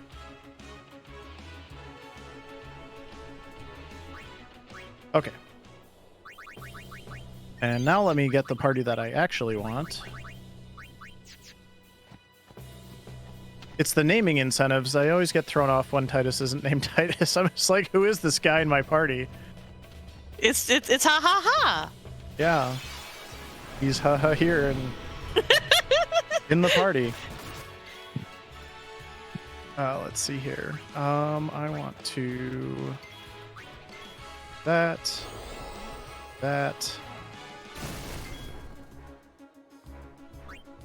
Oh shoot, no, I did this wrong. Okay, I'll get it on the next one.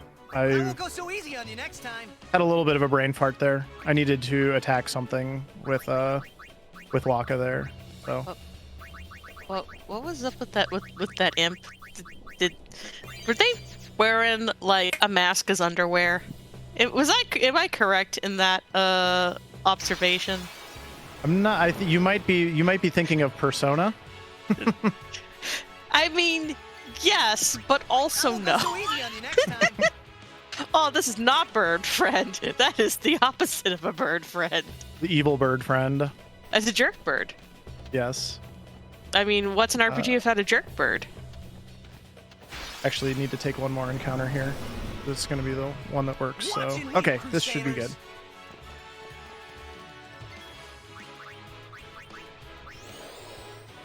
All right, I'm gonna watch and see if I can see if that imp has a mask for underwear.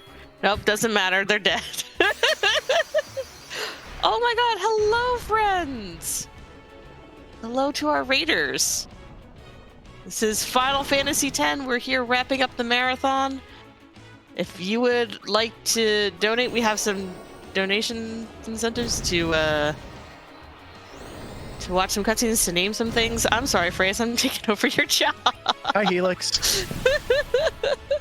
This late into the night? Go ahead.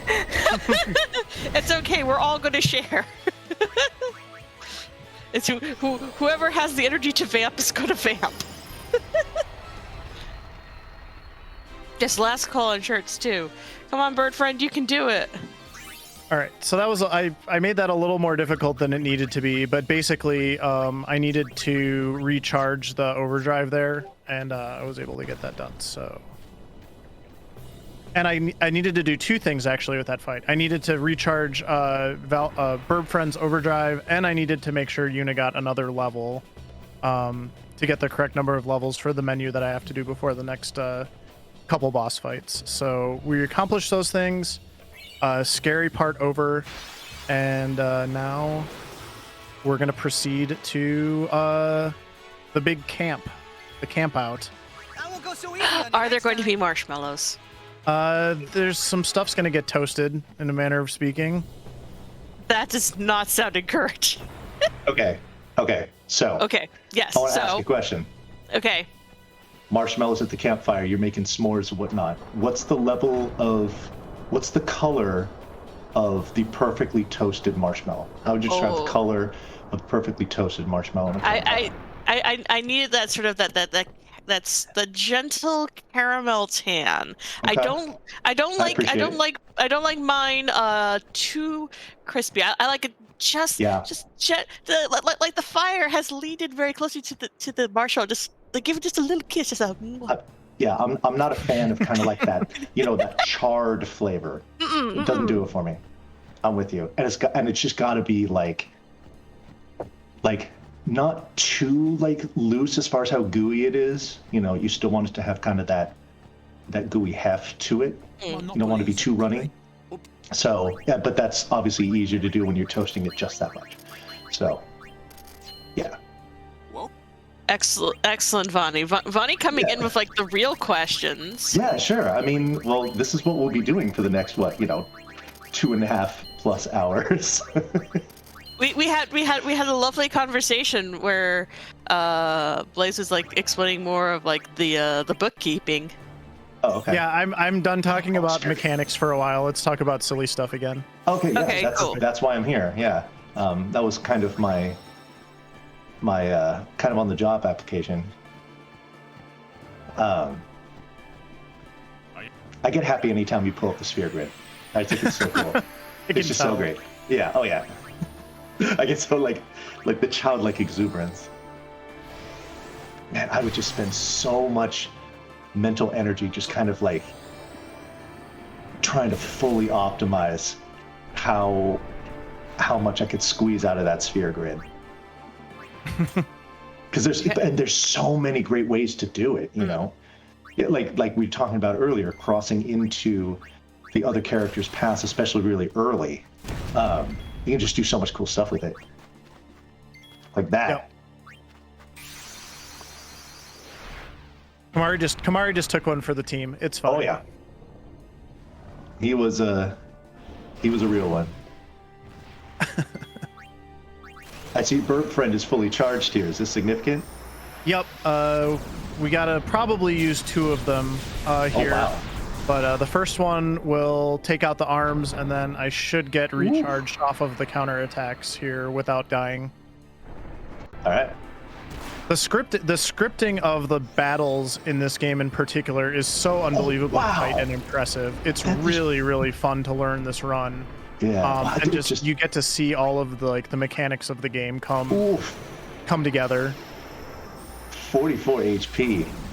And my heart skipped a beat there. Yeah, we were safe the whole time though. Really? Okay, cool. Yep. You know the top end of well, I don't, but like the people who come up with the route know the top end and of like the potential, and just make sure that you're going to be safe. As long as you follow the directions, you absolutely cannot screw this run up. Nice. Oh, and all of a sudden Seymour. Yeah. Oh, hi Seymour. Oh, hi Seymour. Yeah. Hi Seymour. Fancy meeting you here. I do like how we have to skip over so much of Seymour, and so we get to see less of him. Yeah. For once. Right. Hello, obvious villain. I mean, I don't know. Do you like the whole I like trend of like the Final Fantasy villain who like you kind of know like he's the villain, but they're going to take your time and make you think, oh, maybe he's not for like a bit, and then of course he is. Of course he is. Yeah. You knew like right from the beginning. Yeah. Are you pro that trope? Yes. I think in this specific game, if you know the story, it's actually a lot more complicated because he holds a position of power like in the established society, and so you almost have to go along with him. Like it's not like he takes you for a ride, like you know you're getting taken for a ride the whole time, and the game kind of plays with that in a lot of ways that are actually it's pretty impressive, honestly, when you think about like Yuna's character and what I have so much respect for Yuna. She is absolutely my favorite character in this game, and like the stuff that she puts herself through for the good of all is pretty remarkable, honestly. Yeah. So that's my take on Seymour. I mean, you know, there sort of is that that running thread, like especially with, you know, ladies in Final Fantasy of like, you know, the putting like the good of all like above like self kind of thing. Like the selfless heroine is like a big sort of Final Fantasy thing when you really think about it. And yeah, but Yuna's like Yuna knows what's up. Like Yuna's wise to the game in ways that I think a lot of other ones maybe aren't. So I'm like, how about my girl Aerith? Aerith, I think OG Aerith to a point. I definitely think remake Aerith is definitely a lot wiser than she lets on. Yeah. But that's just my opinion. Actually, I had a thought while I was going through and I was reading through like the plot synapse. I had a thought that like passed through my brain of like, can anyone name like a well-adjusted Final Fantasy character? Right. That has to be a major character, has to have significance on the plot. And I actually had to stop and think, like, can I actually name like a well-adjusted Final Fantasy character? My answer ended up being Princess Hilda from Final Fantasy II. She's fairly well adjusted, I feel, all things considered. Wow, that's digging pretty deep into the bench of main characters throughout the series. No, well, she's Final Fantasy II. Yeah. Yeah, like, you know, she takes over the kingdom for her dad. True, she does get kidnapped. Right. And you might have some questions about the fact that maybe or maybe not she like takes over for she ends up dating her dead fiance's brother. They kind of like leave that up to a question mark. Yeah. So I think in terms of being a relatively well-adjusted character, Princess Hilda, Mecha calling out Reeve, I would say like almost the Final Fantasy character with a day job. Yeah, true, he has a day job, but at the same time he also built a robot cat and then had the robot cat pretend to be him while Yeah. Reeve. Yeah. Reeve is not. Reeve is like well adjusted, like on like the surface. The second you get like a millimeter below, you're like, oh no, you are not well adjusted. I want to go ahead and let everybody know we're entering the Jose Temple now. This is the last call for the Ixion donations. Yes. I don't need the name yet, but I will need it after this puzzle sequence. Please donate for Ixion for more friends. Yes. For Horse Friend. Horse friend. Oh. How much more do we need to see the ha ha ha cutscene? Where's that? Still need incentive at? 850. 850. Okay. So, as moonblazewolf said, the name Ixion incentive is almost closed. Currently, we have Cheese in the lead for $1, and you can easily snipe that incentive. Definitely do it very quickly because processing time is a thing. Yeah. Yes. And I will do this for like 2 seconds because I'm like, if you can, obviously, here's the thing. Every donation that you can give us is absolutely fantastic and definitely appreciated. But if you can give like over like $1, that's great, just because PayPal does take like fees out. And we want to give as much as we can to the Trevor Project. There, that's my little like 2-second Scal's done a whole bunch of charity marathon stuff. It's true. Yeah. Yeah. No, it's valid. It's also like, hey, remember, be sure to, like, if you can itemize taxes, remember, you can claim all of these on your taxes if you're in the U.S. Absolutely. There you go. And, okay. and some places will have employers that will do matches for Yes. volunteer, hours and donations. So basically, try to make your donations count as much as they can. There make we them go. make them go a long way for sure. Donate Yeah. smarter, not harder. Yes, and always donate responsibly. Yes, that too. All right, cool. We were adults for like 5 whole minutes. I'm so Okay. proud of all in All right. We are wait, adults. that. Too. So that just reminded me too of like there's like the meme of like, and I'm noticing on the although I think they put the HD remat. I can't tell what the year says on the overlay. It's a little too quiet or a little too small on what I'm looking at. But that meme that's been going around where it's like, what do you think Final Fantasy was 25 years ago or 20 years ago? What it actually was, and it's this game. This game is old. Yeah. It's definitely getting up there. I mean, trust me, like seeing Crisis Core come back and being like, I played that game in 2007. But Moonblade, something you said earlier, kind of made me think of how when this game came out, you were in college and so was I, and I remember, playing it in college. So you just kind of took me back that far into, when this game was released. I'm sorry. No need. No, I wasn't looking for an apology. I was just saying it was interesting. But yeah. Again, I know I said it before, but I appreciate the whole puzzle aspect of what they did here with Final Fantasy X. To me, this is one of the things that really kind of like attracted me to the series, was having these games with not just obviously all the battling of the story, but the puzzle aspect too. Was I just definitely an appreciated touch in this game. Yeah. Yeah, and this game really did go all out with a lot of this. The interesting twist that you have to know in this temple is they tell you in the very first one that there's like a reset panel. But what they don't tell you is, like, in this particular puzzle, the reset panel is actually required in order to solve the puzzle, which is actually, like, I remember this one driving me up the wall when I was first playing it. We kind of had the internet back then, so I guess that helped a little bit. I don't know if I went to the internet for this game, but I'm sure some people did. So, and I do need that Ixion name now. I didn't catch what it was before. Sorry. Yes, give us 1 second. Yep. Oh, there is one more donation, $25 donation from Anonymous. So let's add that in and see if they tried to take the name. Okay. Nope, that went to the ha ha ha cutscene. So the name is Cheese with a capital C. cheese, like the Like the dairy food. product? Okay. There we go. Cheese. All right. Cheese. Okay, here we go. Okay. What is your favorite cheese? Goat cheese. Goat cheese. Okay. Goat cheese full. I'm like, I was ready. Yeah. Okay. Moonblaze? Boy, I have recency bias, and I've been having a lot of grilled cheese sandwiches lately. I like a good Havarti. Ooh, Havarti. Sure. Yes. Yeah. Please donate with your favorite cheeses. Oh, absolutely. Yeah. Throw your cheese at us. We'll take it.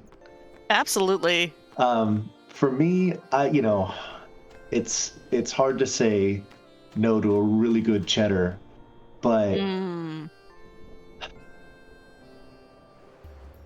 I don't know. There's just something so satisfying about mozzarella. Ooh, That- yes. Is Fight. because like it's pizza and it's just it's the what do you call them? The cheese. They were like the tubes. The Mozzarella sticks? no, but string cheese. String cheese. Thank you. Yes. Oh, okay. Yeah, the string cheese snacks as kids. I don't know. Mozzarella has a special place in my I heart, won't go so so easy on you next time. that's where I would go. I think. One thing I quickly want to mention, just because it's relevant to the way I'm playing the game now, is while I was at that last camp before we did the temple, I bought a weapon for Orin called the Sentry Sword, and I no longer will get ambushed. Yay! Oh, nice. So That's that is pretty very, handy. very helpful for having a much smoother and faster time through some of these zones. Orin learned Yes. warning. I won't go so easy on you next time. Shoutouts to the Final Fantasy Legend 2 community.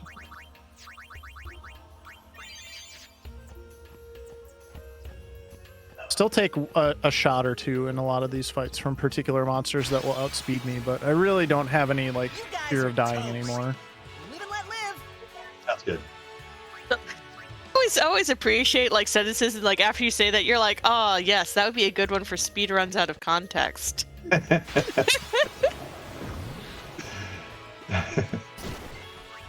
won't go so easy on you next time. What is our little round friend there? What the heck's up with them?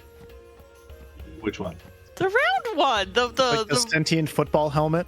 yeah. What's up with them? Live and let live. Couldn't tell you. They are there for Orin's tutorial where you learn about piercing. So that's about as Oh, far yes. as I got.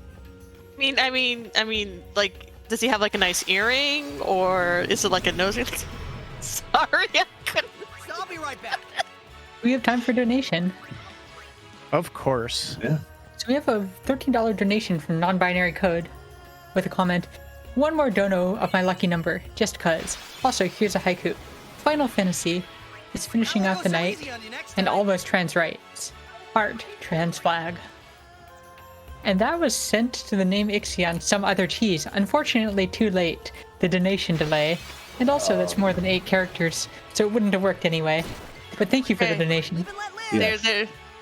Yes. Other cheese. It's okay. This is. Do not wait to snipe. Just get your donations in. It's my other suggestion. Okay. Also, I will do it because I'm on mic for this. Trans rights. Yep. Trans rights. It's the shofu. Shofu. Shoe puff. Shoe puff. Shoe puff. The Time shoe to puff. ride the shoe puff. Wait, is it Shoe time puff. to ride the shoe puff? I'm ready. Let's Yeah, go. ride the Yep. shoe puff. There it is. We're gonna miss some of the fun. Also, the music is very broken in this battle. It is one of the side effects of the cutscene remover. Is sometimes the correct music doesn't play, but just imagine there's boss music, or maybe it's kind of weird melancholy music because Yuna just managed to get herself kidnapped again. Yeah. Why? Why are we doing that to our girl Yuna? It's not cool. Look, all I'm saying is she seems to get herself kidnapped an awful lot. I mean, that's an see now. I like a whole bunch of interesting overlaps with different sort of like Final Fantasy games.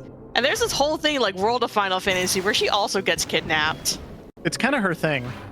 Well, to be fair, in World of Final Fantasy, all summoners like end up getting kidnapped as part of like the villain's plot, which means that you have a lot of really interesting cameos because you get a whole bunch of summoner cameos. So like one of your Final Fantasy IV cameos for once is Rydia. Mm-hmm. Because we want summoners. She also got kidnapped in Final Fantasy IV, isn't that? Yeah. Technically, she got Swallow kidnapped. Yeah. Was that kidnapping or was that just opportunistic? That's an interesting question. I think it's ambiguous enough. You could argue it's a kidnapping. This is true. Anyway, World of Final Fantasy is really interesting, and they have a really cute Valley 4. I love Chippy Valley 4. Oh, nice.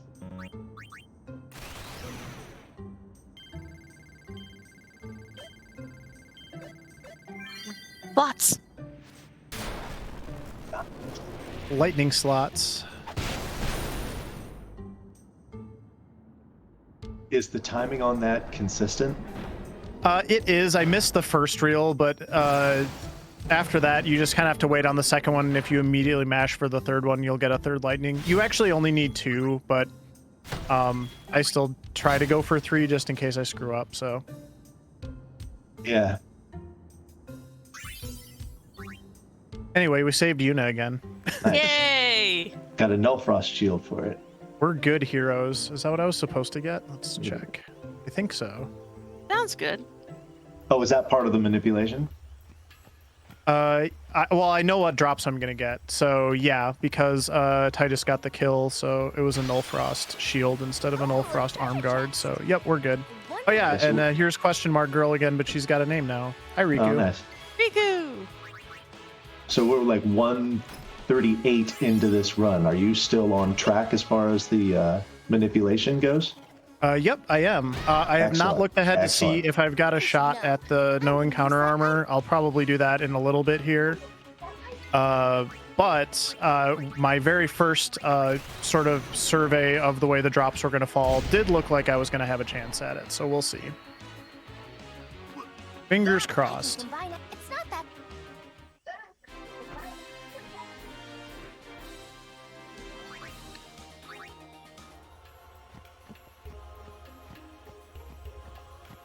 So we got Riku now. Our full party is assembled. Riku is still pretty important to the speedrun.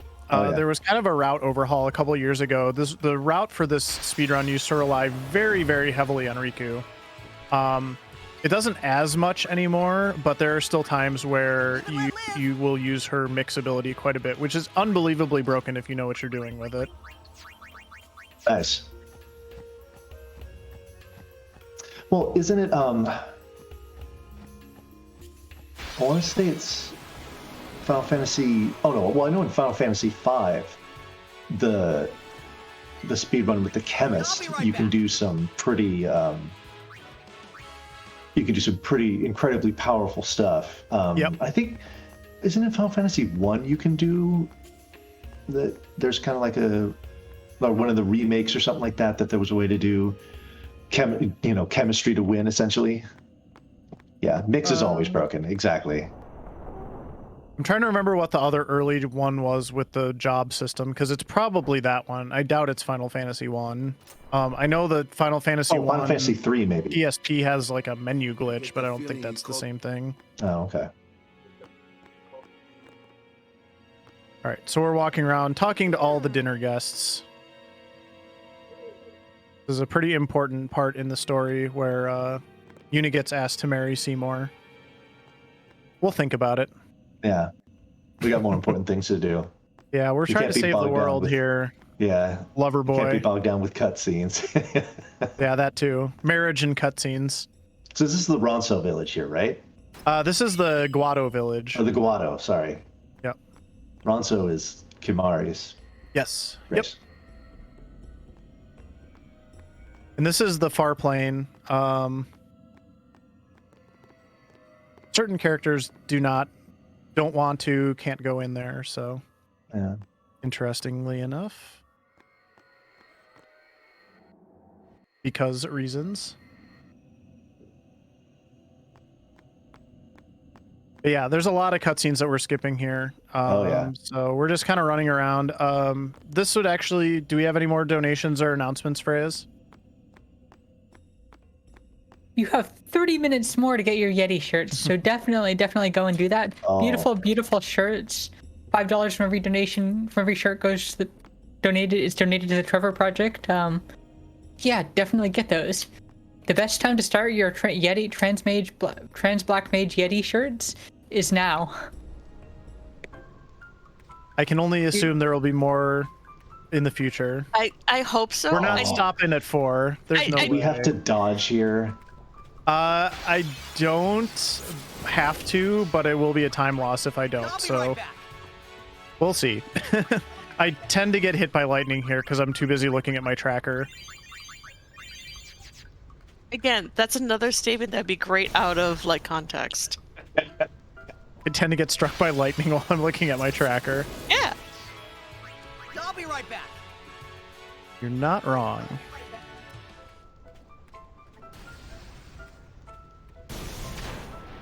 Yep, just like that. I was scrolling the window down, and yep, I ate one.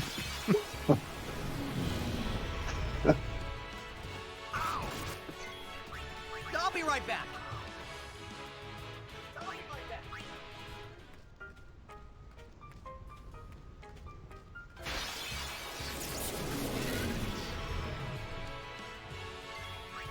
I'll be right back. I'm getting a little bit of game audio through somebody's Discord, and it's just like I'm getting the echo of Titus yelling, "I'll be right back." Live and let live.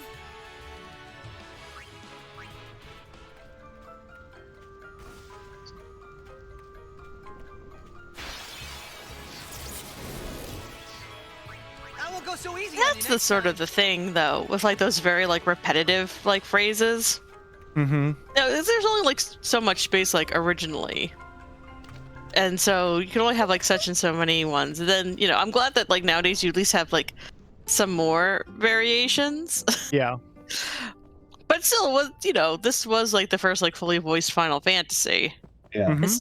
It still like shows like so much like work that they put in, and also, you know, that they, you know, it basically had to be recorded at least twice. Are there other, is it only Japanese and English for the dubs? I know some games also have occasionally like French and Spanish. I'm not sure for this one. Someone in the chat may know. I mean, they have a lot of different languages for the text translation, but as far as the voice acting, I'm not sure. All right, so I was just loading up on some supplies here. Now I'm gonna need to do a couple of a series of steals with Riku, but I also need to charge her overdrive. So here's gonna be the first one. I stole that light curtain. He will always attack the character with the least hit points. Thanks, Riku.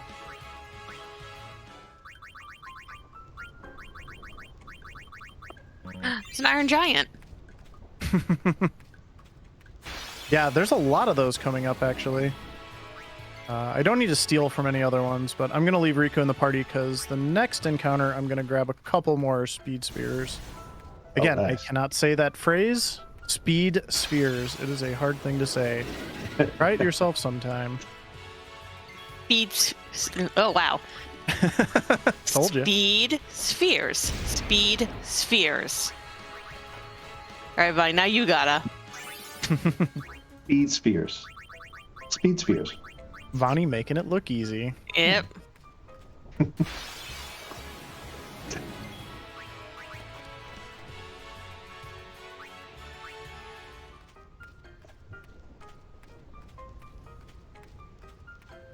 Almost out of lightning land here.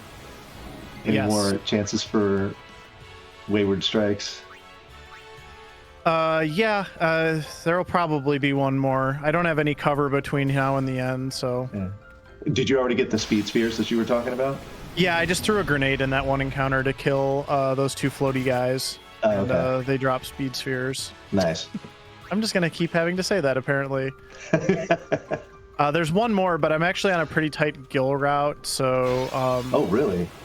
yeah, I need to have a certain amount of gil in the next area so that I can buy a sonic blade for Titus, which has an incredible ability called First Strike, which really breaks the game and allows you to do a lot of different things in the battle that you wouldn't be able to do otherwise. I do not think I've seen a seed with this many iron giants in it. This is something. It was interesting because I was watching you sell stuff even for like $12. I'm like, man, does he really need the money that badly, or is it? I thought maybe you were just like freeing up inventory space, but that particular one is a little bit more inventory management based. Like the order that stuff appears or fills up your inventory, right? Just to make things a little easier. Yeah, I didn't need that 12 gil especially, but sometimes maybe you would. I don't know. Sure. Huh? What? I need to do 2 more steals in this area as well. Not from this enemy, but the next encounter will be one of them. And I do need to finish charging her overdrive as well. But the next boss that we're going to fight is called the Spheromorph. And the Spheromorph can randomly have one of 4 elemental attributes. It's a very magic-based monster, so I need to have a mix for all occasions for this upcoming boss fight. So I've got fire, I've got lightning, and I've got water, and then the last one I'm going to need is ice and a couple more encounters here.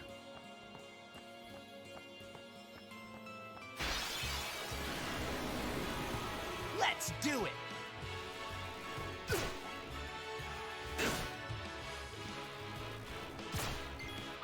I won't go so easy on you next time. Stuff is pretty speedy in this area, so you do have to watch your hit point totals. If I get too low, I'll just go ahead and heal up.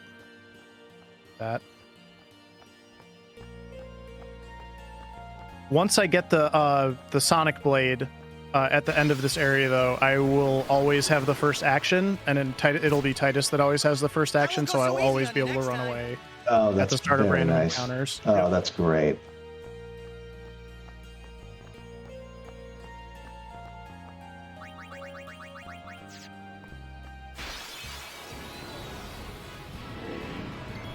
So hopefully this is my last steal here. Yep, that was good. I just remembered. I have to actually track these steals. I haven't been keeping up with those, but they should be fine. Boy. Yeah, well, I killed some stuff too, so now I have to like remember the order I did things in, but it'll be okay. Is that just a chimera? Yes. Okay. Oh, I do need to finish getting her overdrive too. I should have done that there, but I should be able to get it on this one. These enemies are pretty slow.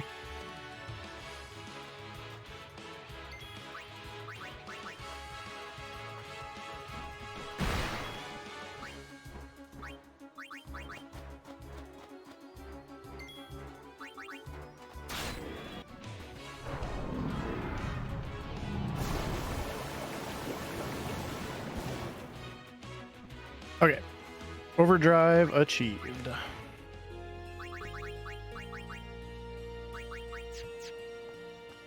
That's right. I forget they revive after battle.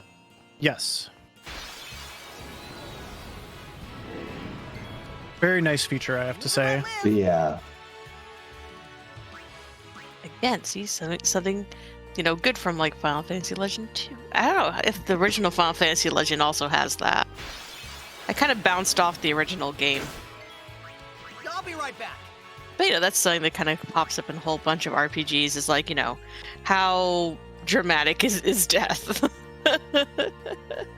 Right. On a scale of, in terms of like, because like Live Alive is very nice about that. Like your HP only matters for like the battle that you're in. It resets at the start of every battle. I'm actually taking just a second here to get my tracker in order because I neglected it for that section. So I just want to make sure that I've got everything correct. Okay. Before I move on. Rich, do we have any donations to read? We have a $100 donation Yo. from someone with the name who put their name as ah ha ha ha ha ha ha ha with a comment ah ha ha ha ha ha ha halloumi best cheese. And that is $100 donation going towards the watch the ha ha ha cutscene. I We are figured it would be. $750 away from that, and we have an hour and a half left. So let's definitely try and make that cutscene. And we Let's can get make it over that happen. 11K by the end of the event. We have to. Hey, we can do it. We've seen ha ha ha throughout this whole run so far. It would be a fitting tribute. Cold tree. Oh wait, All right, are we so fighting I the did tree? buy that. We're fighting that globby looking thing. Yeah, it looks like a Okay. water elemental thing. Yep. And I did buy that Sonic Steel from Owaka. That's kind of what I did manipulate a little bit of his how much that would cost. And then the last thing is you just have to kind of tell him, yeah, your stuff's too expensive. So, all right. And he used ice, so I'm going to use fire. Is this like a magus tree? Like we're playing like Chrono Trigger? I believe they describe it as basically a large glob of No. whatever makes the spheres. Oh wow, that was cool. No, Vani got what I was laying down there. Oh, I was just appreciating how Riku just absolutely rocked that Oh. thing's world with those, with whatever she mixed up there. That was yes. It's a that was bubble now. awesome. All right, and I should be good on my tracking because that was the drop I was expecting. So, Oh, yeah, excellent! Oh, love to hear it. me too. Oh, sphere grid again, yeah. Yep, we're gonna be in the sphere grid for a little bit. Actually, this is one Oh, of the more involved ones. So, You passed? Did you pass up an agility one there? I gave Riku an agility one, Oh, okay. and Kamari gets some agility. I see you got it I there. tilted it, and it's like freaking me out a little bit on Oh. accident. I don't know how to untilt it. Help. But no, this is where we get Kamari. Kamari also gets Steel and Use, which are like Riku's two main abilities. So, Oh, so Does he that- becomes a chemist too? yes, he does. Oh, let's go. That's There, I awesome. fixed that. All right, and this is the part where Yuna starts to get a little bit swole also. Oh, nice. I'll take that.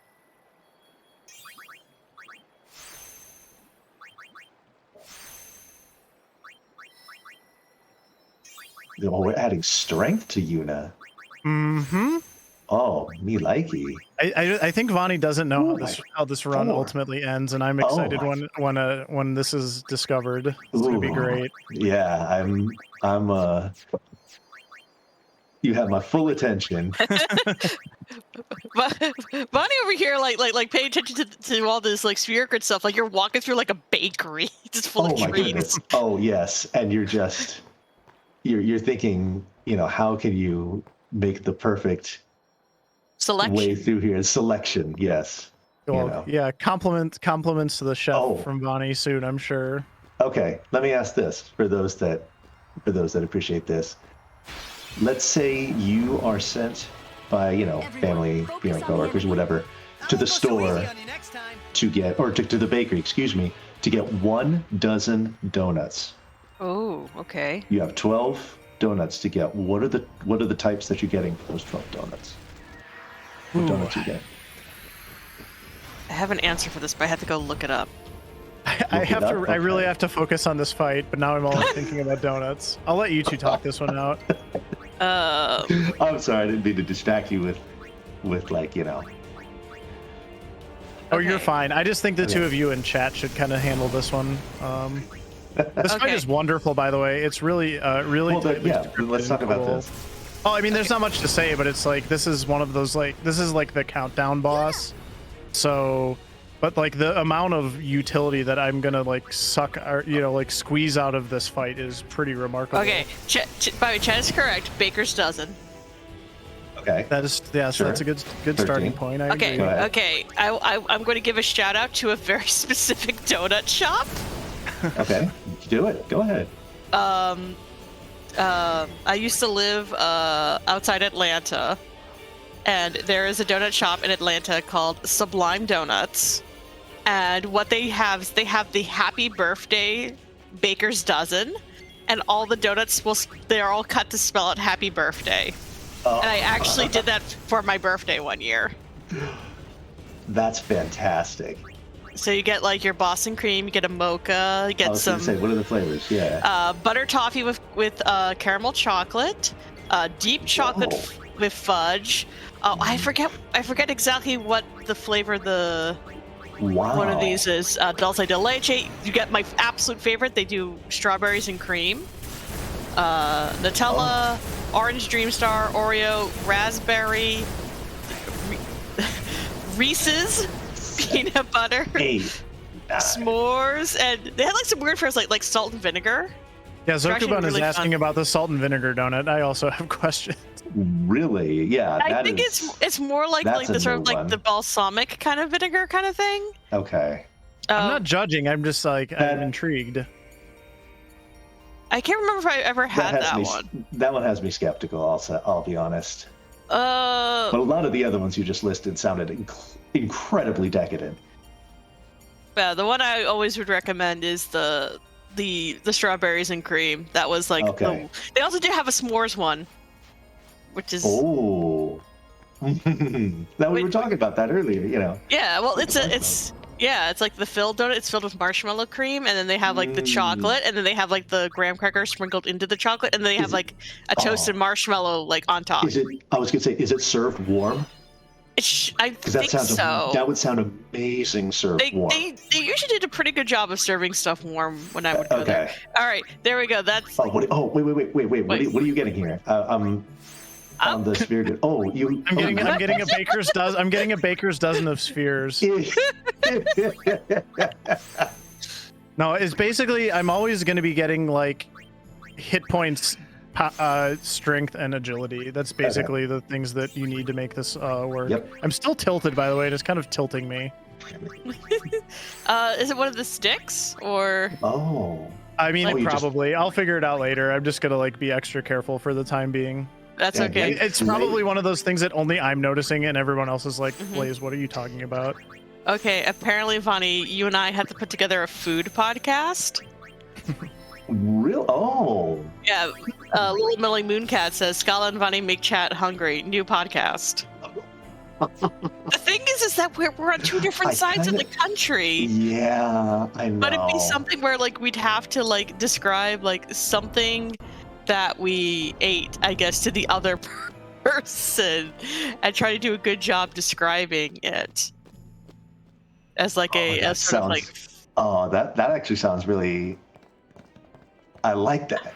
I'm trying to think of the last thing I had though that I would talk about on this fake podcast that I've actually had. Okay, Scala, I have to ask if we do the podcast, do we get the snake voice from the old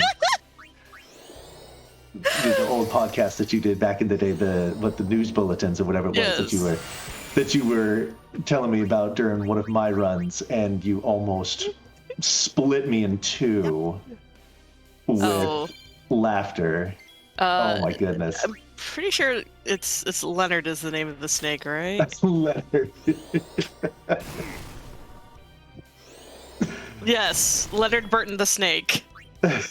For folks who want any amount of context. Yes.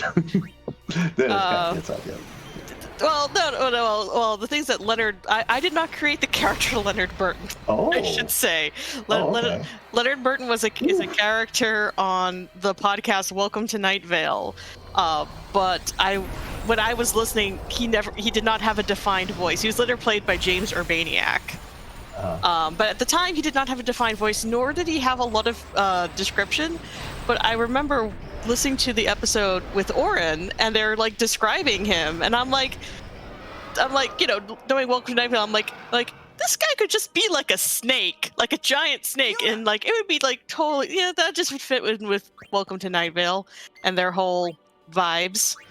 And so then I wrote like a whole like episode from like his like fake episode from his perspective. And then I had to come up with like a voice for him, and I because that was a whole thing that you would do in the Welcome to Night Vale fandom. You would do like fake episodes, and people would actually go through and like you would record the whole thing. And so like I was like, well, I'm just gonna write Leonard Burton as being a giant snake. And so I had to come up with a sort of like appropriate voice. And for some reason, he ended up being like a combination of like that sort of like 30s newsreel, but just like a little bit more histrionic. Anyway, there we go. That's the whole story. And I recorded it. There's an entire episode of that out there. Thank you for that, Scala. You're welcome. Wonderful. Just for Ooh. you, Vonnie. Yes, you indulge me. Oh man, 1800 to Riku and a goose egg to ha here. I'm wearing a lightning shield, so that's why that was that happened. intentional for that situation? Oh yeah. That nice. fight went perfectly, by the way. I also Hey. stole 6 silence grenades, which is a wonderful number. I saw you do that. What will those be used for? There are some fights in Bavel when we get there, in the Bavel trials, and a 1 or 2 possibly odds and ends as well. But it means I have to do less stealing later on when I'm running through a particular area where I need to grab some consumables. So we got another puzzle area here. I already got Shiva, but we're not really going to use Shiva, so that was not a named. That's sad. Not a named one, but yeah, this is kind of the part Ice of the physics. run. Yeah. This is a part. I would say for me that this part of the run is the most technical. Like the bosses in this area are all pretty nice. tricky, and there's a lot of stuff that you can mess up if you don't do it exactly right. The next boss is Wendigo after I get out of here, and that boss frankly terrifies me still. But I should be able to run that fight smoothly as long as I make sure I do all the stuff beforehand correctly. So I'm just going to be solving this puzzle for the next minute. And we haven't heard from Freya's in a little while about donuts or donations or anything else. So this might be a good time for some donos. We can do all of the above. Hell yeah. We have a $14 donation from Donut Boy with a comment. Have you tried mochi donuts? They're round but also bubble shaped. I like the black sesame flavor. And the answer is yes, we have tried mochi donuts.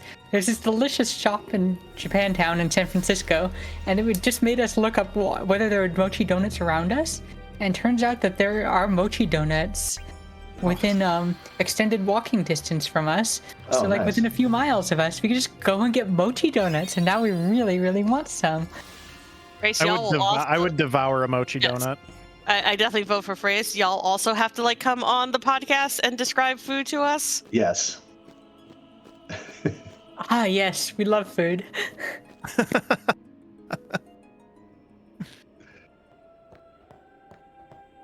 All right, Vonnie, I have to do a little bit more sphere gridding and other stuff here before we depart. So Woohoo! get hype. Oh yeah, I'm digging. Some more HP and agility. Let's go. As we do. Are you going to take advantage of any more of those empty spaces by laying down the grids that transform those nodes? There's one more later on that we'll use, yeah. Okay. I already used my strength sphere that I got for winning the Blitzball tournament. I saw you do that on. There's a luck sphere a little bit later on, and Yuna will also use that strength sphere too. This is actually a really scary part of the run, specifically on Cutscene Remover. Those Guado that are chasing me, if they catch me, which hopefully they won't if my movement is good enough, there is a possibility that the encounter will crash the game. So I'm really trying to move well, and got out. Okay, whew.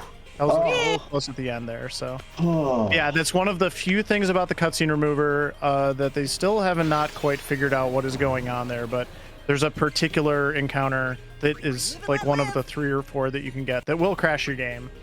It has to do with what monster the Guado will summon. So suddenly everybody's getting really good at movement in that particular screen, because it's just like you don't want to get caught and potentially lose your run. So I was one of them. Live and let live. At any point during this run, especially for a marathon like this, are you doing any safety saves?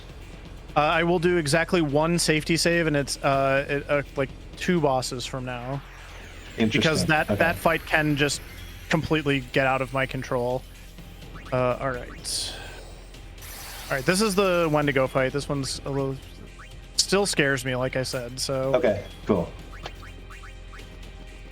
I'm gonna get rid of this one, this Guado, because he'll. Yeah, it's the Yeti. Everybody go buy shirts from the Yeti so he doesn't punch me. You only got like 8 minutes, like less. Oh, like 5 minutes. Yeah, 5. this is the Wendigo reminding you to go buy your shirts from the Yeti. Riku did not, and look what happened. No, I'm kidding. Yeah, he punched hard. Yeah, no kidding.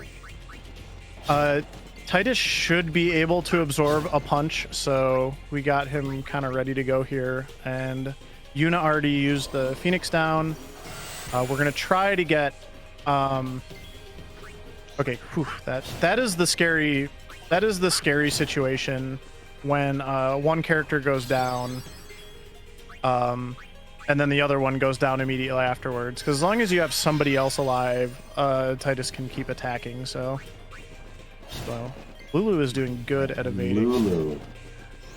Evading like a champ. She's got Ooh, she's got the endured move. that. Ooh, I would have liked to crit there. That's fine. Oh. That is more annoying. All right, I am gonna get her back up because I actually want her to get XP from this fight. Oh no! There we go. Oh, perfect. Yep. Okay, so I think I had 3 deaths. I got a raging cactar, so I need to clean up my tracking here. But deaths is one of the things that you have to track, and that is a fight where the number of deaths is going to be generally different every time, and it can be a hard fight to track. So Really? yep, because if it hits something, it's going to kill it. So Okay. Phew. Oh wow! I like how we go like from like one biome to another. yeah, it's a little jarring. Yeah, like this is Minecraft or something. Yeah. Need some help? And who's here, who isn't here?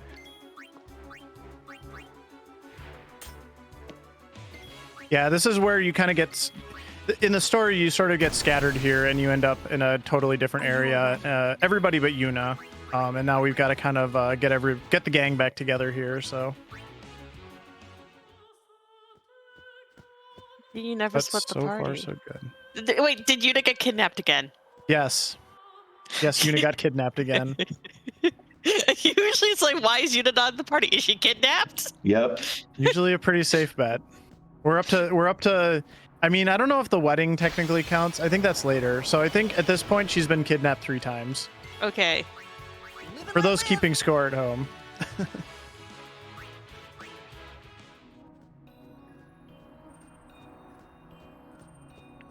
So we've already got Kamari. We got Waka. It didn't show us getting Waka back, but that's okay. We don't really need Waka anymore.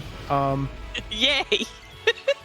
Yeah, we haven't talked about Waka yet. This is about the part of the game where Waka gets very, very problematic. Yeah. Which is Why? intentional because they're kind of making him look like a doofus, like a religious zealot doofus. But he's a little hard to stomach from this point forward, which is nice because we don't have to hear from him pretty much for the rest of the run now. Hooray! I mean, to be fair, to be fair to Waka, I mean, No, stop right there. No, I'm kidding. Go ahead.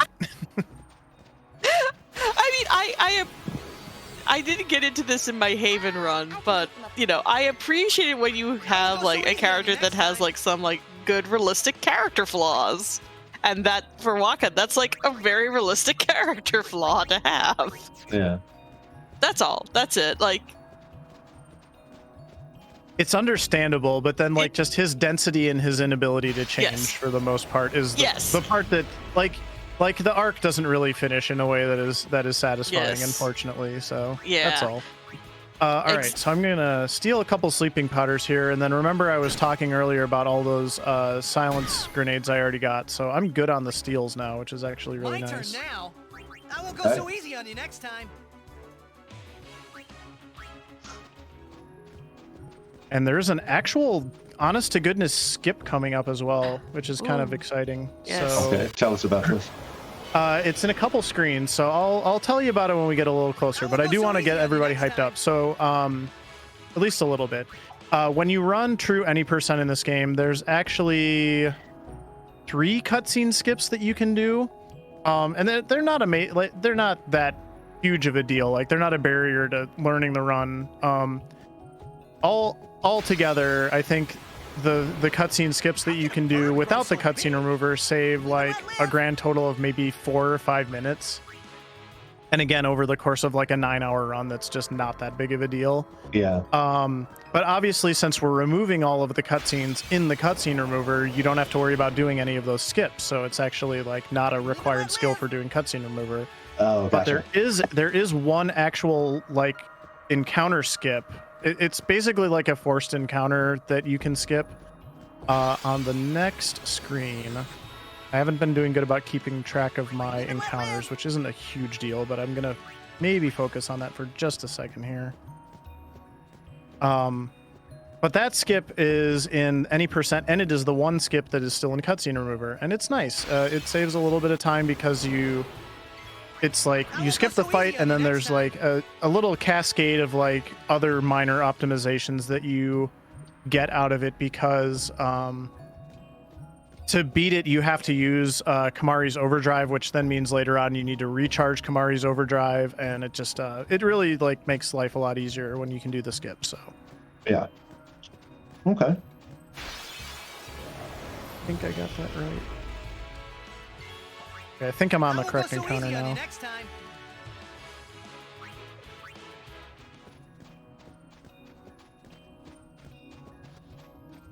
All right, so we've got these Sandragoras. This one is guarding 2 teleport spheres, which I need. I'm going to go ahead and let Orin take care of this one. Are these antlions? They're Sandragoras. Yeah. Okay. They're much more plant-like than an antlion. Yes. Okay. We just know all about Final Fantasy and Tell antlions. us. Totally yeeted that thing. Yep. good Just stuff. eat it.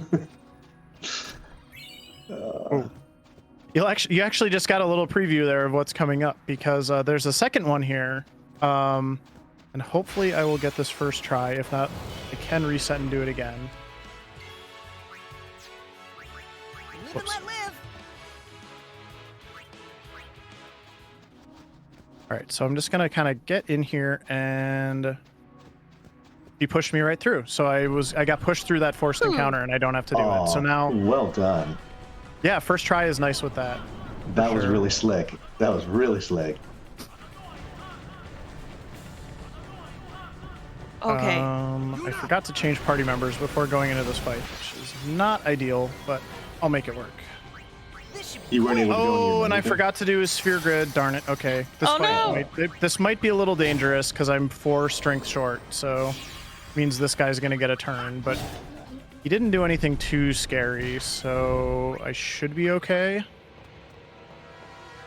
Let's end this. Yeah, my bad. I forget that one. I forget that one quite a bit actually. So now I just need to survive a couple bomb pummelings and I should be fine. You need to leave like a note when you enter. This is home, right? Yeah, this is home now. Okay. Yeah. Like when you enter home, spirit grid time. When you see, everyone just out there. Let's You find know. Yuna, quick! Yeah, Yeah. I normally do it much earlier. It's just I was trying to get my tracker up to speed and I just forgot about it. So, but yeah, all I have to do is move down here and get 4 more strength. So that's all it was, and that kept me from killing that first Guado there. But anyway, we're good now. Crisis averted. Oh, And we've got but- 2 more forced encounters here. Kamari's going to take care of both of these, but since he's still got his overdrive that I didn't have to use to get through that second Sandragora, I can just kind of queue it up here, and this one goes really quickly. All right, I do have a question. So Yes. I know if you do a new game plus of FF10 and you've gotten enough of the Albed dictionaries that you can like are fluent in it. Does it change the warding, like the warding, like over the speaker guy? Does the speaker guy no, change? I know what you're saying. No, I don't Yeah. think so. I think it's always that. Oh my god, no. Speaker guy. Well, again, this is basically I sort of been joking, like anything that's like weird you should like blame on like both me and my brother, like just being weird kids. But like when we got to this part, like if you listen to it, it sounds like the guy saying "I'm annoying, ha," and that's like became like a joke. Yes. Yeah, that's a common good meme. Good. I'm glad it's a meme. Yes, I'm annoying, huh? It's Elia and friends. Hello. Thank you for the raid. Thank you for the raid. Elia.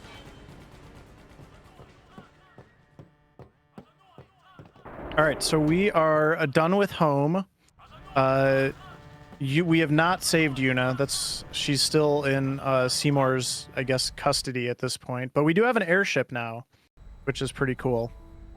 Shoutouts to airships in Final Fantasy games. Oh, yeah. Yes. And Sid as well. We've also found Sid. Oh, nice. They tend to go hand in hand, so. Good question. What is your favorite Final Fantasy airship? I mean, I'm very biased. I have to say the Enterprise. I mean, obviously, okay. So the Enterprise, I think, for like the three of us in particular. Well, the FF4 Enterprise. There is an FF3 Enterprise as well that lasts for like 5 seconds, if I remember correctly.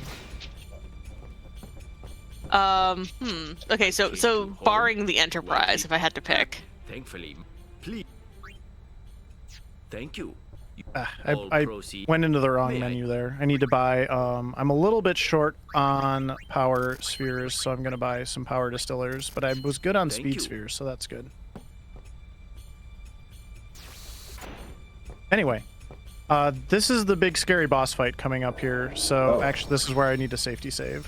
Okay. Okay. Cool. And I specifically need to safety save on this one because if something goes wrong, the autosave function for this one starts at the beginning of the fight. So if you mess anything up, you actually can soft lock yourself. Okay, people. Yeah, the blackjack is a very good one. That's a very good choice for a good FF airship. I mean, I obviously have a lot of sentimentality for the high wind.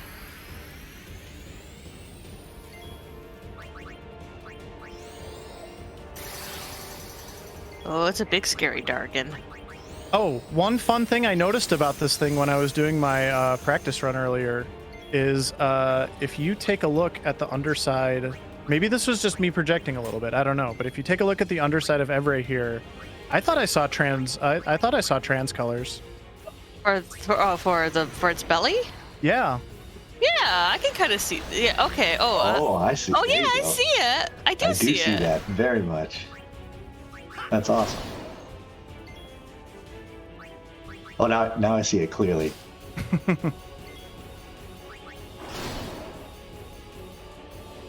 Why is Dragon so mad though? What makes it has a job. It's a dragon with a job. Oh, what's the job? Guarding Bevel. Oh, okay. Unfortunate. Aww.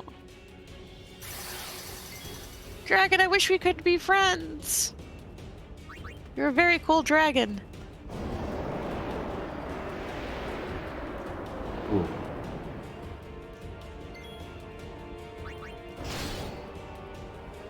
What were you trying to steal there? I wanted to steal gems. I got one, which is fine. That's used for like mix, right? It's actually for Kamari's fight against the other Ronso a little bit later in the run. So. Stay right there, Seymour. All right, and now we've got the Bevel Guard fight. So this is the series of encounters that I need all those sleeping powders and silence grenades for.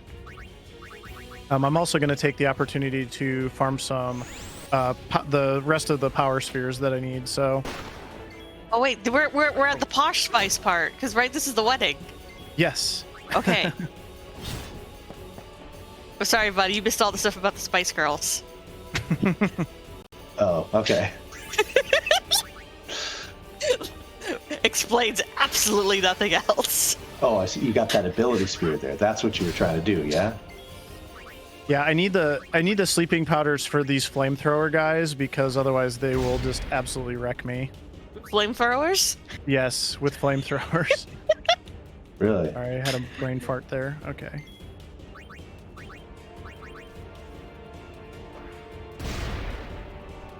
I love their death animation. It's pretty great. Boom. This guy just like, no, I'm just gonna chill now. They just get a little woozy. A That- little woozy time. That's how I'm gonna be after this run is done. That's me falling into bed. Oh Yeah. my gosh, you are not wrong. I need someone to cast sleep. Oh, I there's like this viral post I saw going around, which is like no, I don't need ibuprofen. I need someone to cast Cure 2 on me. Right. Like that's that's how I feel. I'm like I need someone to cast sleep on me. Right. Nice.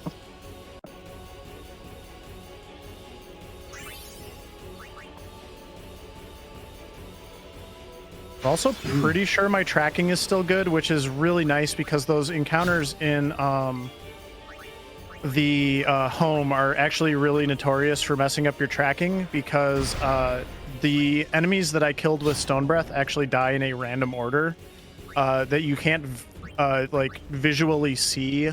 So if they die in the order on the screen, that actually matters for the tracking. But since they all die randomly to the Stone Breath, you have to kind of like piece it together from the drops that you get, and all the drops that I got were the correct drops. So that means I don't have to actually like manipulate anything, which makes me very happy.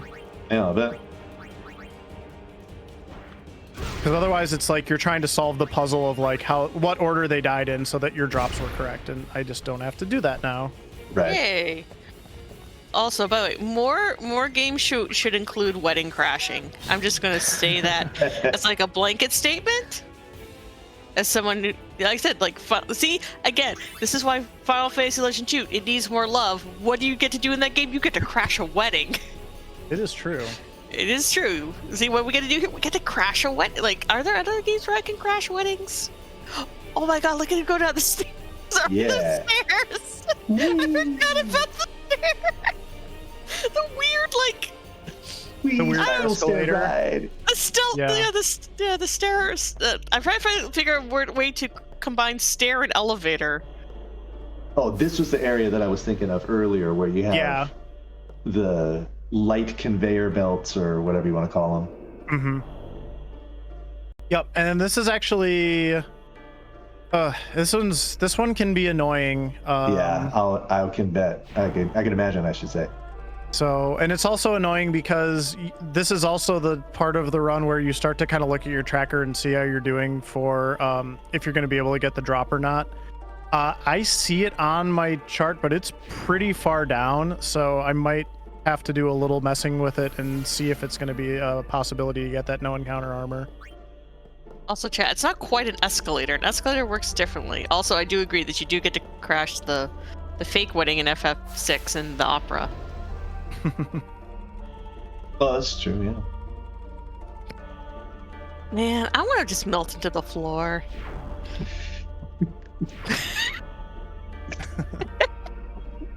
We're moving into prime. Like you were at Scala sleepover commentary time. For the record, I was laughing and coughing and I missed my turn, but it's okay. Oh no! It's okay. It's okay. If that's the only one I screw up, I can live with that. Okay. I'm sorry. Oh no, you're fine. I could make the typical speedrunner joke about that was RNG manipulation, but it wasn't. I just had a momentary brain fart because it's after midnight here. Given how much of this is RNG manipulation, I would have believed you. I would be like, absolutely, you are correct, my friend. I'll be like, Scala sleepover. That's all my commentaries. It doesn't matter what time of day it is. Congrats, you are now at Scala sleepover. Yep. That's the vibes.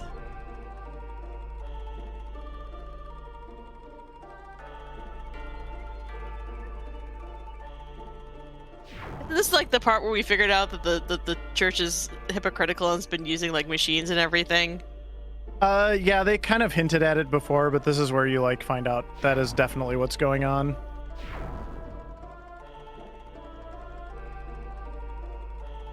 Again, like I read like a plot summary, so I would kind of know like at least like a little bit of the plot. A lot of this is me just being like, oh, I recognize the like section of the map that we're in. I recognize the excellent architecture.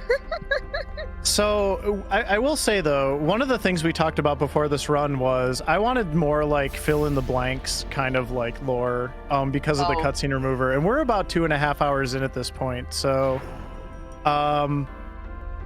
anything striking you as just like a this is my new headcanon kind of thing at least?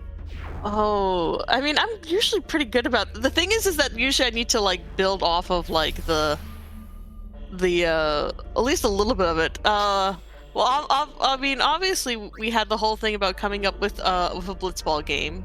I mean, clearly, you know, everyone thinks that Titus and Waka are the MVPs, but clearly Jasu MVP. Jasu is the MVP. This is true.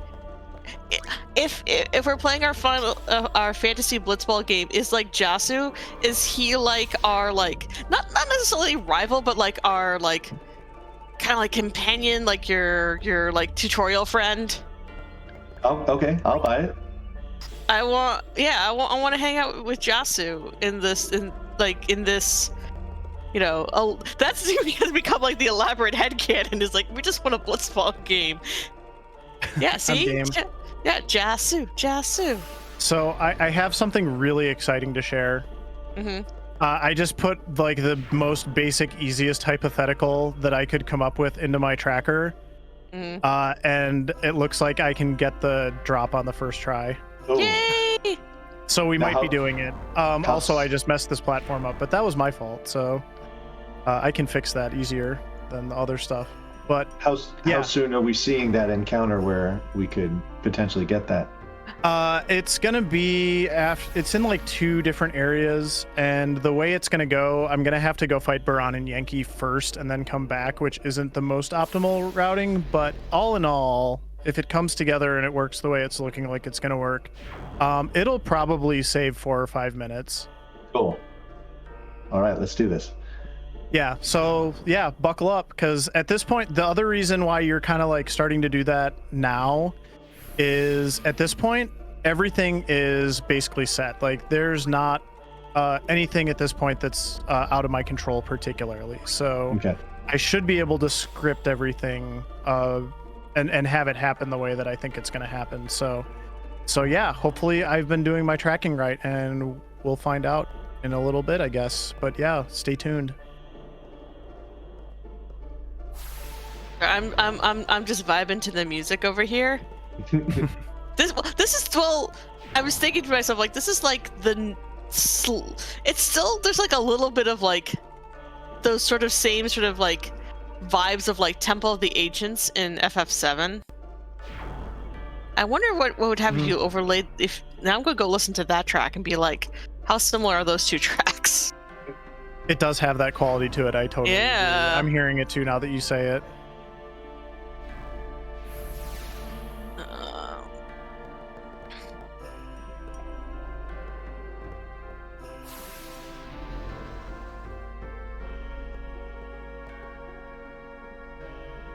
I mean, of course the music in this game is great. It's Suematsu. Yeah, exactly. Oh, it's very similar. Blaze, what do you think about the whole like weird like FF7 and FF10 are connected stuff? Nah, I don't really see it. If anything, I feel like FF10 is like maybe somehow connected to like, just because it's like got that. Oh shoot, I totally forgot. I need Bahamut's name. Sorry, I was so focused on the no encounter armor. Let's take a minute here. Freyas, can I get my Bahamut name, please? Let's see. The top name is Bochy. B-O-T, capital B, O-T-C-H-Y. B-O-T-C-H-Y. Okay, like we botched something. Bocce boy. Okay, there we go. Sorry, I didn't give everybody a heads up on that. I was very focused on the tracking, and yeah, thank you for the donations for that. Hey, Bahamut. I mean, I think at this point it's more just the people at Square Enix like being like wink wink nudge nudge about it, because they did give like a wink wink nudge nudge in FF7 Remake, but it was like clearly intended to be funny rather than like actually canon. Yeah.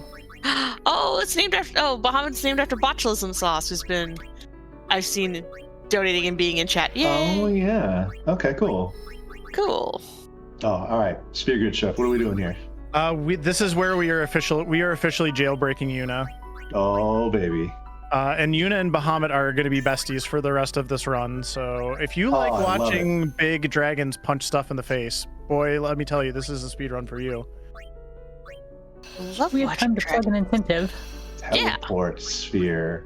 Let's go. We have a little over an hour left for the watch the ha ha ha cutscene and $700 to go. Let's get your donations in and push this marathon to over 11K. Yeah, let's do it. If each viewer donated only $3, we would be there instantly. So let's get a donation train going. $5 donation train. $5 donation train. I want to hear it.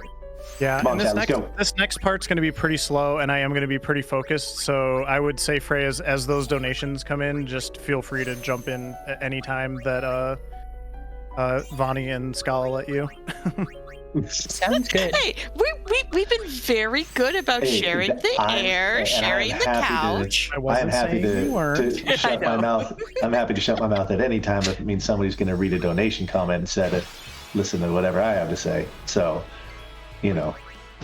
This is also the part where There's I have that to as well. remember what we named everything, because I have to summon Ixion a bunch of times, and I'm just like, is it cheese or is it Cheese. something else? It It's is definitely I know. cheese. I know. It just took me a moment. There's potentially one thing here that could mess things up. I don't know if it'll actually mess things up, but I can't run from these encounters in the maze, so I just have to fight them. Ixion is the best way, or cheese is the best way to Cheese fight them? them. Yes, I'm gonna cheese the encounters for sure. All this does, this just makes me want a Final Fantasy themed charcuterie board. Okay. Yeah, I think it'd be very cute. You'd have to.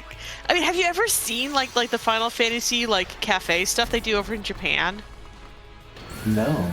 Oh my body, you don't know about Final Fantasy. He doesn't know about Final Fantasy Cafe chat. No, I'm listening. No, like there's a whole bunch of like Square Enix and Final Fantasy like cafes over in Japan. Oh my goodness. And like they have like themed food and everything. It sort of like the main cafe changes up what they're doing depending upon what games are coming out. So of course they had, you know, like a whole, you know, like when like Final Fantasy 15 came out, because there's like a bunch of cooking and food in that game. There's like, I think there's like 3 or 4 runs of it.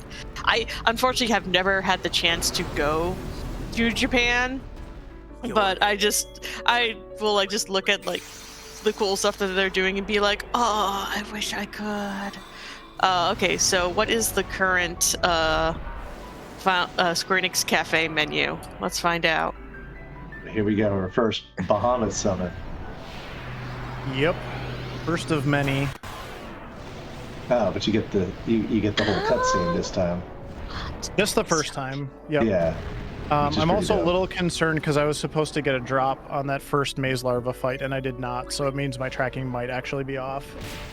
So I'm seeing if I can figure out what happened here.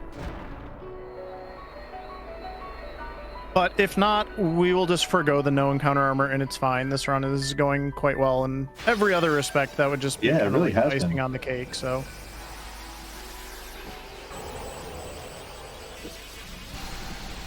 I get distracted looking at Square Enix food.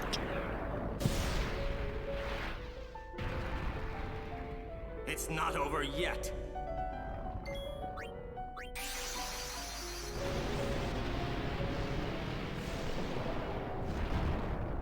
Anyway, yeah, this is why we give Yuna all of the strength and other stats, is so that the Aeons can now just start punching. Also, Bahamut can break the damage cap, the 9999, because we were forced to do the destruction sphere in the Bavel Temple.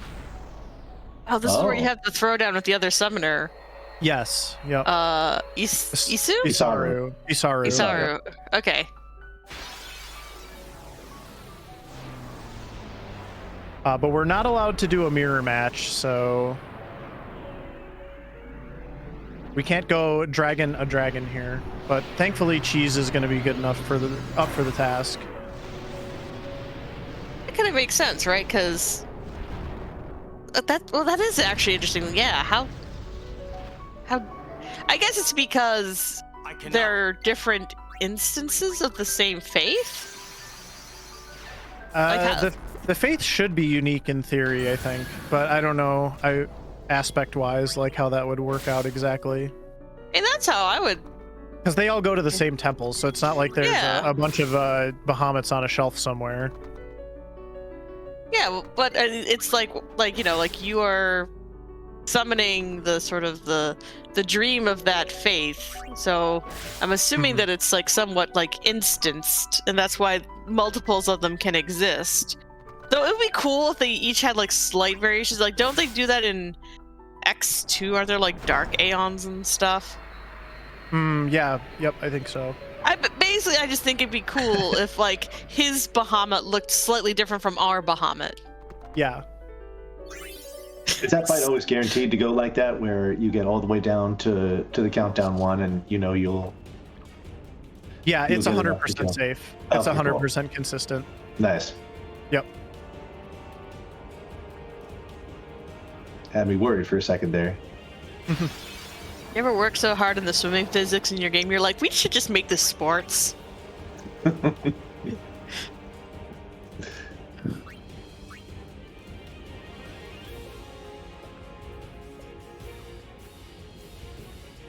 But that is interesting that swimming is one of those like mechanics that tends to be very divisive in games.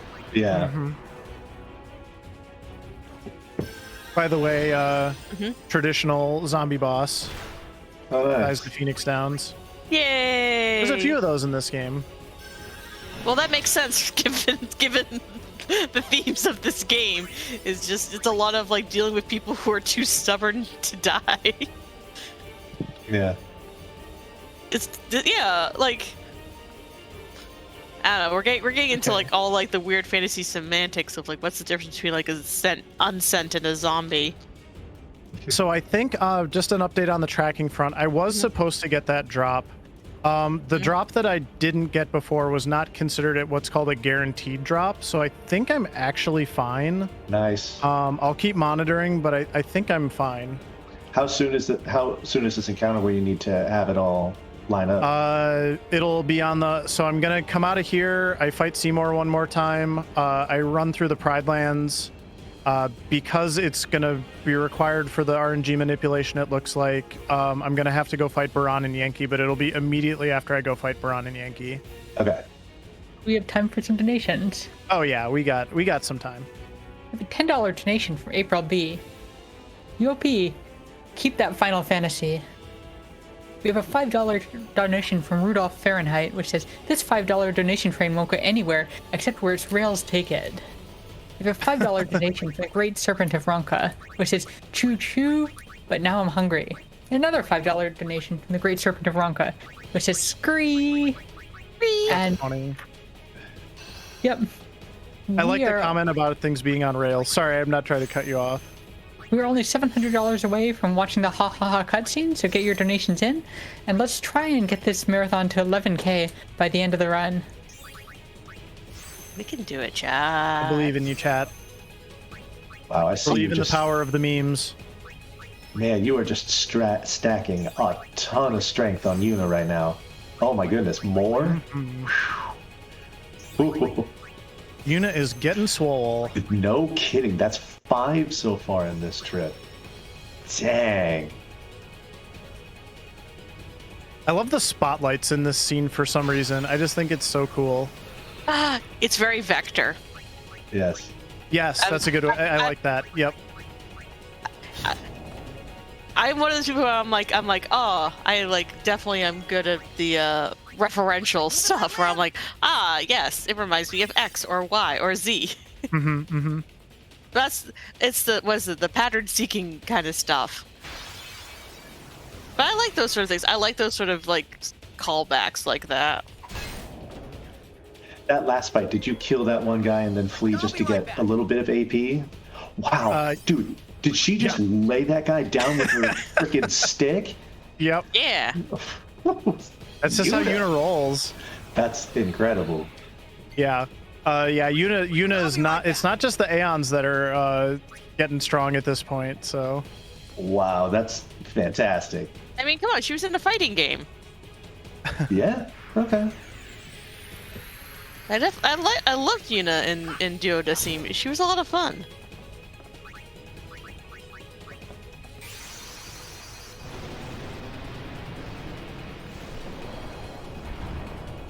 Alrighty. Did I say Pride Lands? I'm sorry, chat. I meant the Calm Lands. You did call it the Pride Lands. I was just like not gonna question it. Oh my gosh. I was. Oh, that's the wrong drop. Okay. I think I think the dream of the no encounter armor is dead because that's the wrong drop. So. No. It's okay. It's okay. I probably messed something up somewhere. There's a lot to do, and we've been chatting and doing a lot of talking and a lot of other stuff otherwise, and it's all good. I'll look back later and figure out what I missed. And so you're not even going to try now? I'm not, because if I go do it and nothing happens, there's basically no point. So like it's just time loss, and it's just not required to actually finish the run or anything. So okay. Did Suteki Dane happen off like somewhere? Did what? Suteki Dane, the song. Like, did we have like the song and the kissing in the water? We just skipped that cutscene. Oh yeah, I figured. Yeah. I'm just trying to figure out like where we are, like. Oh, in the story. Yeah, I'm like, okay, that's the thing that we skipped. Oh yeah, we're in the Pride Lands. Yeah, we're definitely in the Pride Lands. I mean, you know, there's some mountains, there's some, you know. They're nice. Some creatures, yeah. There's big old birds. Yeah. Bird friend. Bird friend. Totally the Pride Lands. Yeah. What? Hold on, I'm forgetting something. Oh no. Well, no, I'm double checking something. Yeah, I need to steal. I need to steal one more gem. Oh, okay. I just appreciate chat getting all in on this. Definitely shout out to Waddy B being like, remember Simba, who you are. There you go. Absolutely a better dad than Jet. That's a very low bar to clear. Yeah, power up in the Pride Lands. Nice. Power up with Pride Lands, yeah. I wish I knew. It just bugs you. Like, that's the thing about running this game is like, it'll bug you sometimes, like stuff like this, because we'll get through this. I got the rare steel. Like, I feel like I'm on tracking, except I got a Thunderball instead of a Shell Bangle in that last encounter. So I don't know. Like, it's fine, but it's just one of those things. So I'm probably one drop off because that the thing I didn't get before was a weapon. So like, you either get weapons or armor. I'll give like the very I'll give the overly simplistic explanation. So kind of like the encounters are set, like the drops are set, and it's weapons and armor, and then based on the RNG, it's either a guaranteed drop or it goes to a certain character, or it's got a certain attribute depending on what fight it is. So the maze larva, the first maze larva I fought back when it was just Yuna and Orin, was supposed to drop a sword for Orin, and it did not. Okay. But then the next drop off of Evray, the big zombie snake thing that we fought underwater, was the correct drop for Titus, which was also a weapon. But then the Seymour should have dropped an armor if I was on, and he also dropped a weapon, which means that I'm behind by one. So got it. Anyway, I'm being overly technical, but yeah, I'm pretty sure that's what it is. I just have there's one drop missing somewhere. And yeah, that's fine. We'll just not worry about it. Okay, Okay. Blaze, it's your Oh. speedrun. You can get real crunchy with it with us. I just remembered I almost messed up again though. Oh. Hold on. Sphere my- grid. Oh, Yeah, sphere with my grid. sphere, with my sphere grid. Yeah. Exactly. I have to go get this 4 strength again. Otherwise, I will go. probably die to the big robot on the next screen. Oh, That has shoot. definitely happened in runs before. So Oh boy. But No Bonnie, agility. We don't care. no, I don't. No more agility. No more agility needed. All right. But, We'll Bonnie, get some more later. Bonnie, you're over here treating like the sphere grid like it's Jasu. Yeah. Right. Sphere grid. Sphere grid. Von Ivan, big fan of the sphere grid. Oh yes. That's my main takeaway from this run. Yes. If you remember nothing else. Is Oh, okay. there? This is the big robot we're talking about. Oh, yeah, that's definitely a big old robot. Oh my Hakuna god. Bahamut, nice. Hakuna Means no Bahamut. encounter armor. Alrighty. So what's the damage going to be this time? Dragon Punch? 35,000. Okay, no big deal. That fight is tight enough that if I didn't have that 35,000 extra again. 4 strength, I would have had to get a crit in order to win that fight, and that is hard to do. So Interesting. glad that I remembered at the very last moment. Very interesting. God, it's that tight. That's the kind of technical stuff that I love about speedruns like this. Yeah, the That's awesome. the route for this game is incredible, and the cool thing about it also is kind of like I was saying earlier, it's like a how-to manual. If you follow the steps exactly right, you will succeed at Final Fantasy X. Any Interesting. percent. It might take you like 8 hours or whatever. Yeah. I'm sorry, I have to listen to that. Oh. I had to listen to Hornless. Why not? We're having fun, right? Yes. Last No, time I absolutely. checked. Yeah, I didn't think anybody here would object. Number donation? Absolutely. Sure. We have a $35 donation from non-binary code. 7 tickets for the $5 dono train, please. Does this ticket go all the way to the Pride Lands? Heart, grand flag. Nice. Pride Lands is kind of fitting for Power Up with Pride. I feel like somewhat validated by that donation comment, non-binary code. Thank you. Dude, I love these mixes where you just hammer just 1, 2, 3, just keep going. It's very satisfying. Ooh, Oh okay. yeah, exactly.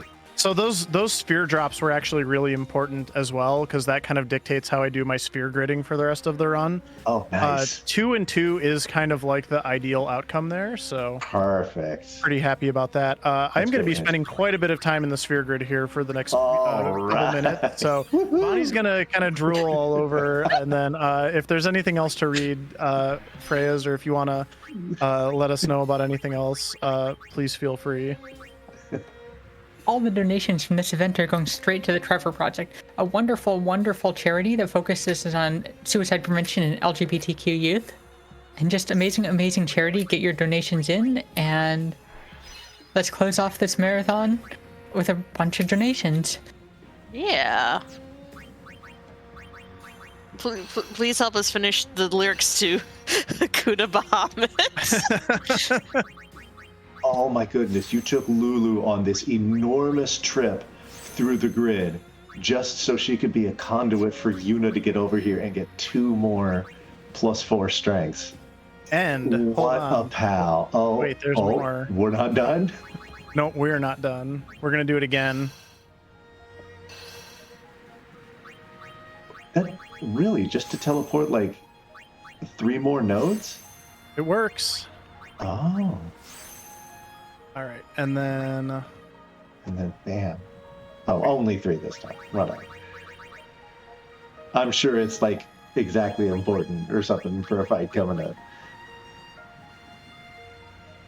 we gotta get the numbers to go up one way or another. And Titus needs to learn armor break, so we're gonna do that now. Oh, that's what we're doing. Whoops. And then the last thing is we are going to that awesome first strike ability that Titus has been using for a while. We're gonna go ahead and add that to Yuna and Orin's weapons as well.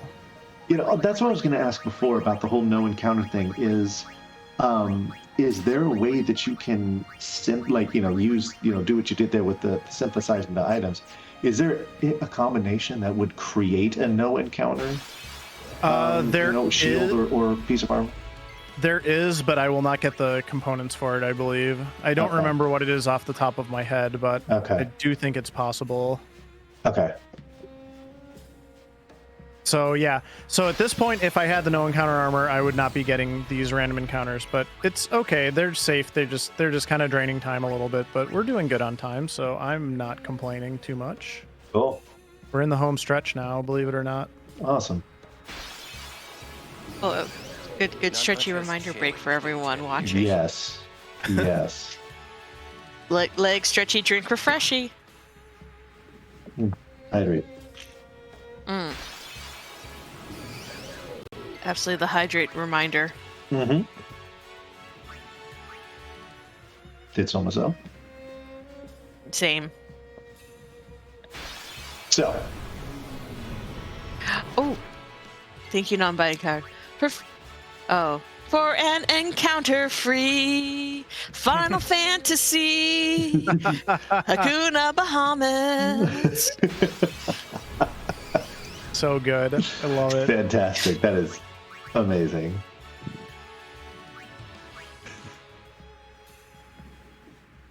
Alrighty, so now I'm noticing a theme here where we're getting away from everything very quickly.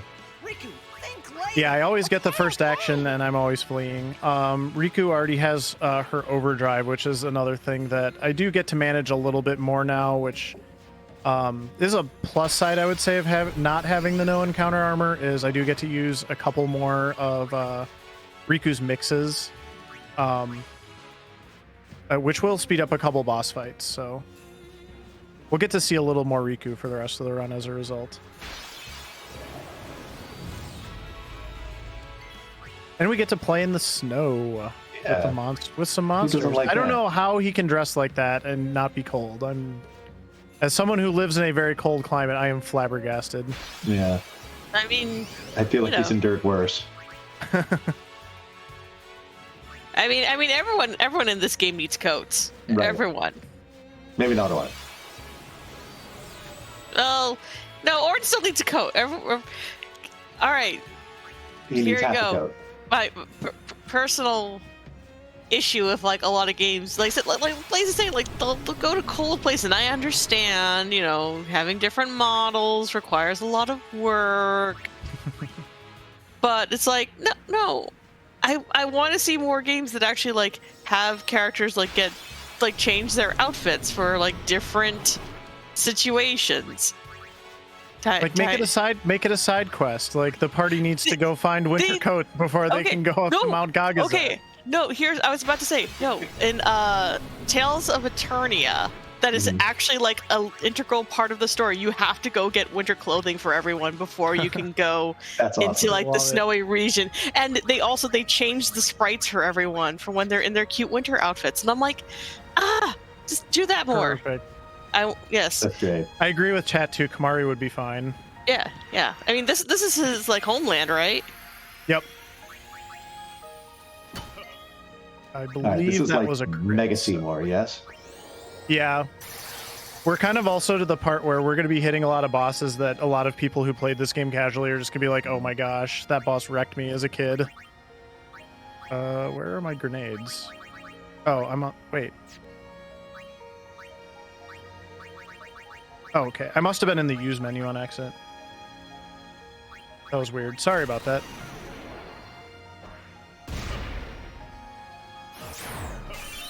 Lost grenade. Oh.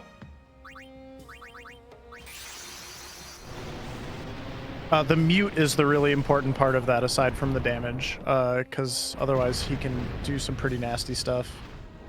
Gotcha. All right. Dragon go punchy. And he's already dead. 57,000. That particular fight is only possible because I got that 2-2 combination from the Baran and Yankee fight, by the way. Oh wow! Because you get to go to those extra strength grids right away. That's awesome. Anyway, now we're back in Xanarkand for a moment. Sure, why not?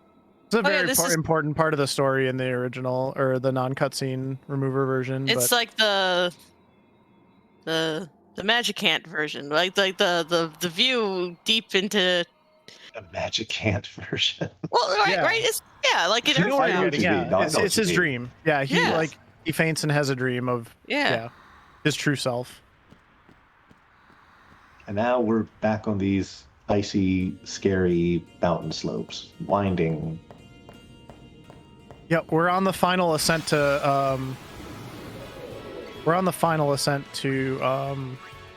Xanarkand now.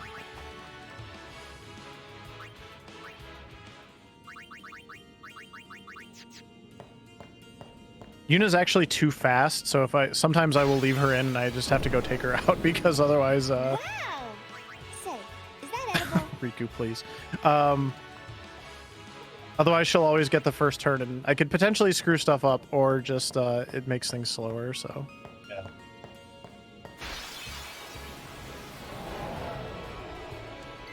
Gotta say, I love the behemoths in this game. They look fantastic. Yeah. Ooh. Couple different flavors of behemoth for the rest of the run, so. All right. I think I've done it. I think I've put together Hakuna Bahamut. Partly from chat, partly from my own additions. Okay, so here we go. So All right. Hakuna Bahamut, what a wonderful faith. Hakuna Bahamut, give you to all the strength, hoping for no enemies for the rest of the game, for an encounter free. Final Fantasy, Hakuna Bahamut. I love it. Yes. Wonderful. Oh my goodness. And here I said, like, when we were doing, like, planning, I'm like, I don't sing, but nope, never mind. Ooh, first try. That's I actually do, very difficult. apparently. Oh wow, that was close too. To do. That puzzle's Nice. very hard. Just for non-binary code in chat. When he was a young shoe puff. When? Okay, I won't do that part. I'm trying to be somewhat respectful of my downstairs neighbor. I was gonna say, yeah. It's not exactly karaoke night here either. Mm. Not with that attitude. I would love to join you in singing. My throat is like actually dying right now, so I'm just holding it together for the rest of this run. You but- can do it. Do what you need to, man. No, y'all are doing great. I really appreciate the company and the support, Oh, especially on oh, such short anytime, notice. man. Anytime. Absolutely. That like I is said, quite the mane on that thing. Oh my goodness. yeah. All right. So what is best behemoth? That's a good. I do like the little baby ones, the little baby behemoths. Like, I don't even play Final Fantasy 14, but I've seen the baby behemoth plushes, and they're very cute. That's cool. I would cuddle a baby behemoth. I would cuddle a baby behemoth. Ooh, they're out in full force right now. I mean, I have an affection for the FF15 ones, but no one is surprised.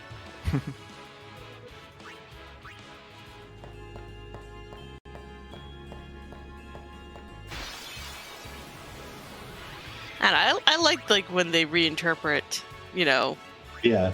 long running, because like that's an Ochu, right? Like the Ochi Yeah. right there. I was just about to say, yeah. Yeah. Yeah, there's The a lot of Malboro is another classics. one They that they comes kind to of got mind. the big like PS2 glow up for the first time, and Did they have Like- Malboros? There's Malboros in this one, yeah? yeah, later on. Yeah. Nice. That's another one of my favorites. This is probably the dumbest puzzle in the game coming up here. There's bioluminescence, at least in this part. Yeah. Grace, do we have any donations that have come in? Let us check. We have a $30 donation from Botulism Sauce for the song Home Strength. Aww. Aw. We're so Thank you, close Bot. to done. How much more do we need? We're only $350 away from 11K. Okay. Let's make 11K by the end of the okay. marathon. We got that. I believe in you, chat. We got this.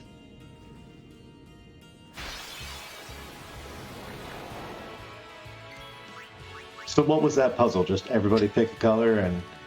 Everybody pick a hole that corresponds to the color that you're already affiliated with, and also like the relative size of your bodies. I don't know.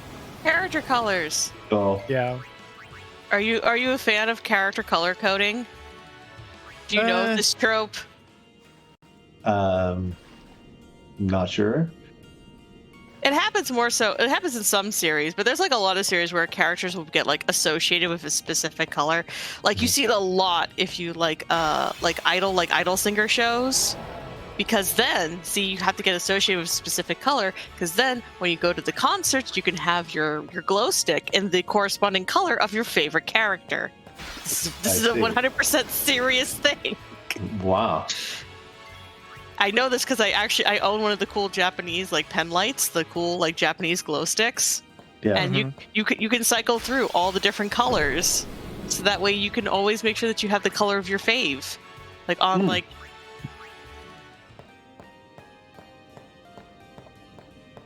Okay. Wait, Chad has more song lyrics, and I'm doing my best to. I'll keep doing it. I will keep singing for charity. 110%. Yes. So for Penance Arcana. And if he helps kill a god this time, it can be surmised he'll have to go back to his Xenarkin and turn into Firefly. Oh my goodness. Come on, folks. That is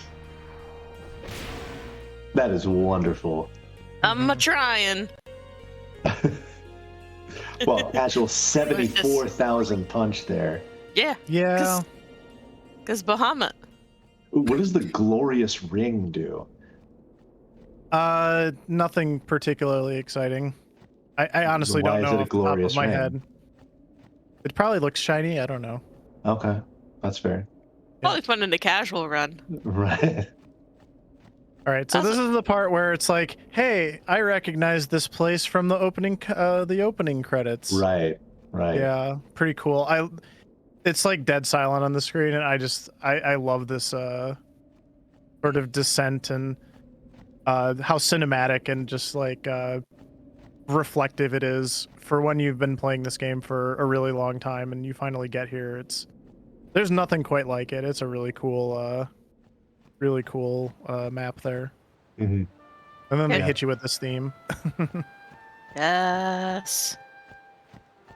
Yeah, that one's a classic. I mentioned this during setup. I got to go to Distant Worlds recently, which was fantastic.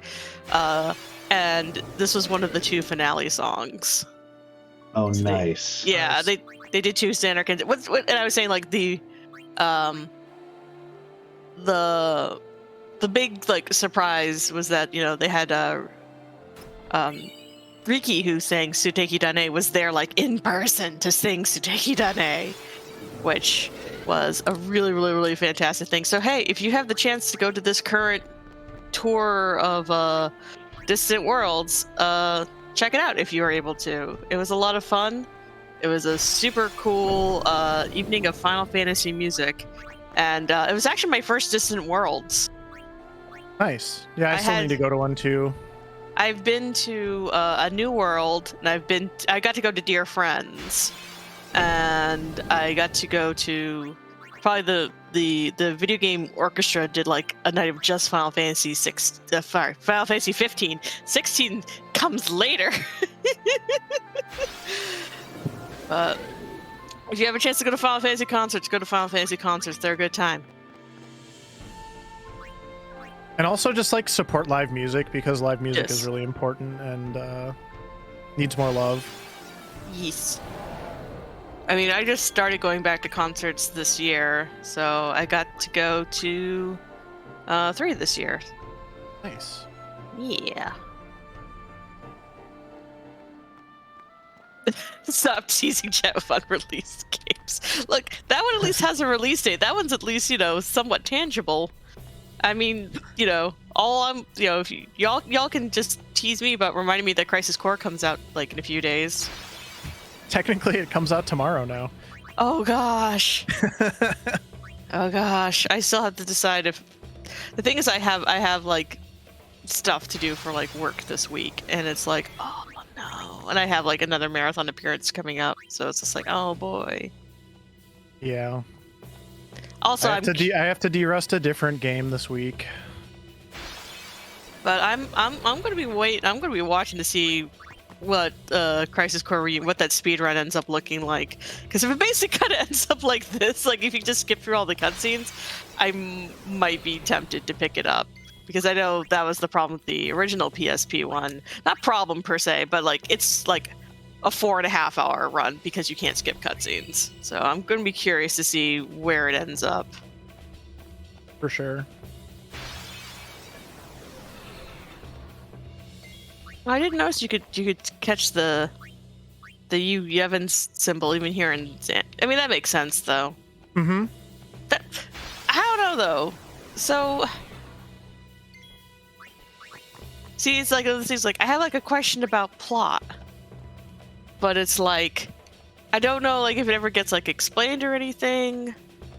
Like, is Tidus from like how does like the timeline of Dream Xanarkin work?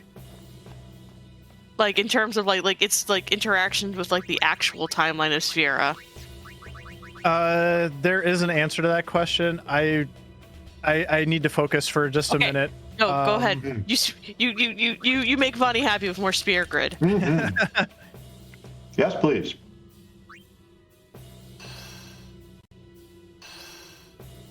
I'm getting to the part of the Sphere Grid where it's like they all look alike, and I just get a little nervous. Mm-hmm.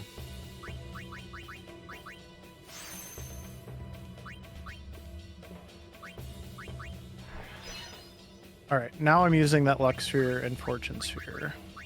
Okay.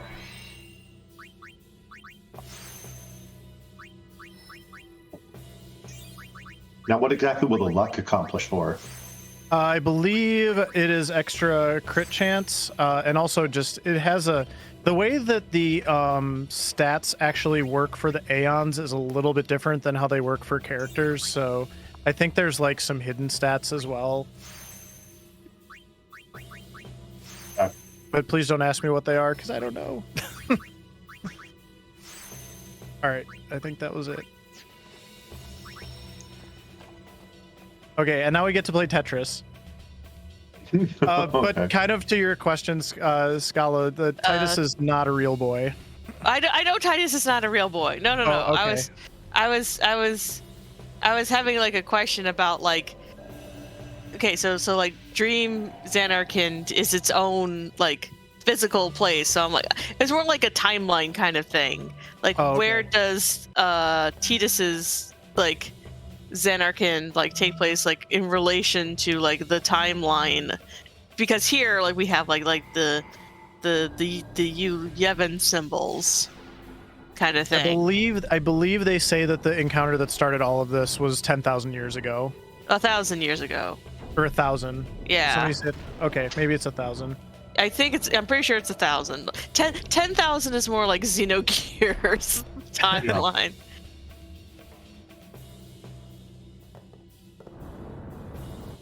The Tetris puzzles are not particularly hard. They're just kind of tedious. So I don't need a ton of focus to do them, but I'm probably not going to talk for the next couple of minutes. So if anything, see, just like that. If anything else needs to be said, feel free.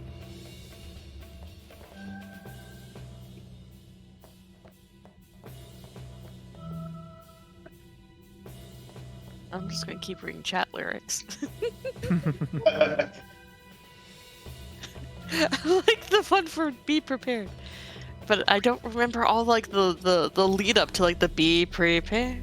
Oh, it's this bird takes me where I will go, Chocobo.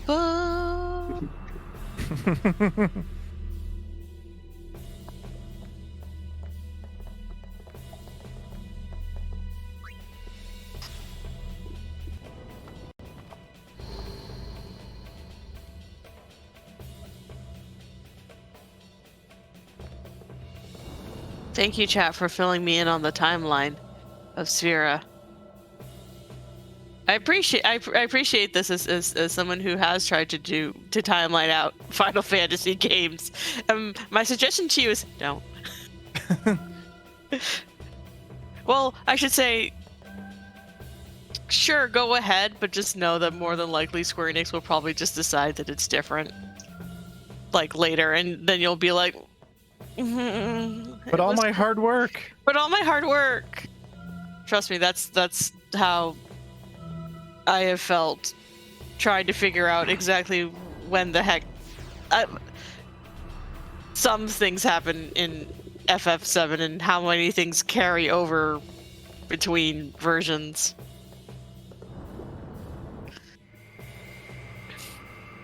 And the thing is, I don't have enough of an investment in FF10 to refute anything. I'm just like, yep, that all sounds correct to me. Sure. I don't know. I mean, chat, like I said, you could tell me whatever FF10 lore you want, and I would probably be like, yeah, that sounds legit.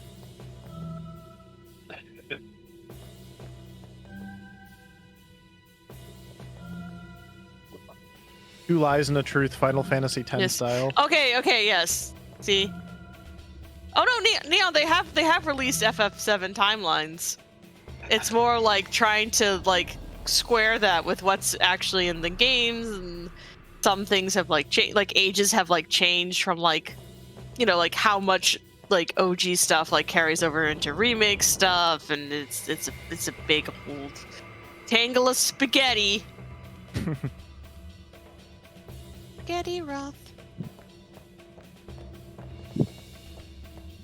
Okay, here we go. As I'm looking at him do all this Tetris stuff and this whole thing, what's your favorite puzzle game? Like, you know, like the whole like Tetris, like Dr. Mario kind of thing like that. What's your favorite puzzle game?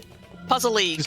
Just really quick, Vonnie, can I tell you what I thought? Can I tell you what I thought you were going to ask? I thought you were going to ask what my favorite Tetris piece was. Oh.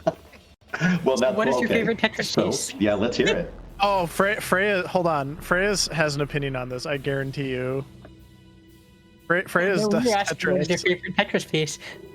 So we'll answer an equally interesting question. What is our least favorite Tetris piece? And as a player of Tetris the Grandmaster, definitely the eye.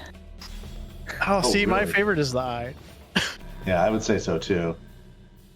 I think my least favorite. Tetris the Grandmaster, you start hating the way that the eye rotates. Now you have to intentionally leave like a 2x2 square on the right in 20G to actually let it rotate. I believe that. Yeah, that makes sense. Oh, my favorite. I have to agree on the T. The T is always useful. Yeah. You can always find a place for the T. I think the worst one's a square. I mean, It's so boring. this is true. It's Can't like I rotate rotate you and I just want you to do something different. Yeah. But- Square is square. That's fine. Square knows what it's all about. But yeah, my answer for favorite puzzle game is definitely the Puzzle League or Panel de Pon or Tetris Attack, whichever way you want to refer to it. Those are my favorite. Like I can totally just like load up Tetris Attack and just zone out for a little while. Though I'm not quite fast enough to speedrun it. But like, because people who speedrun those games, wow, that's to me is like actually some of the most impressive speedrunning. Yeah. Vonnie, what's your favorite? Puzzle Fighter.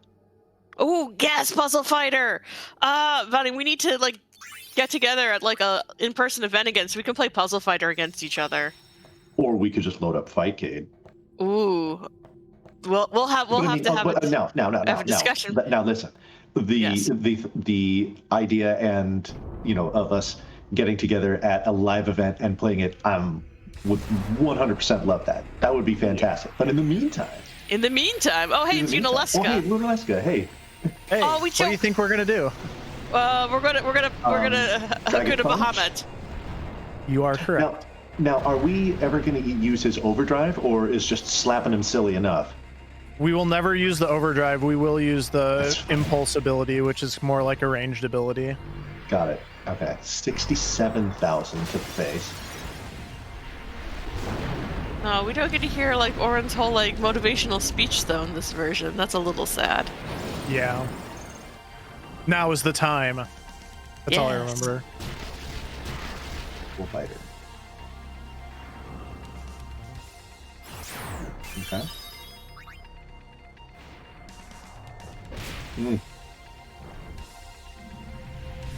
Slap. 68,000.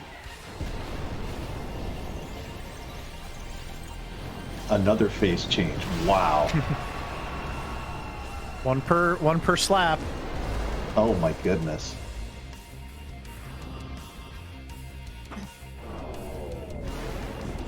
Mega death.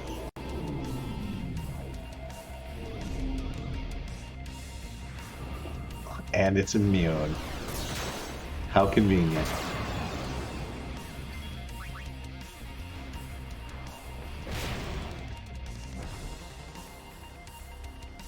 $67,000 and overkill on, what is this, the second to last boss? There's a few more. There's not many left though. Also, I need to take note that Yuna got the zombie strike weapon there, so Yuna will be doing the honors later on. Oh, nice. That is actually an important function of that fight as well. It gets you a zombie strike weapon. Okay, nice. Chat, you had to get in those last donations. I know. This is we're down to the end here. There's like 20 minutes This is your left. last call. Oh my goodness. Yeah. Not much time. We're going to get to that 11,000. Now's the time. No, wait, we need the whole thing.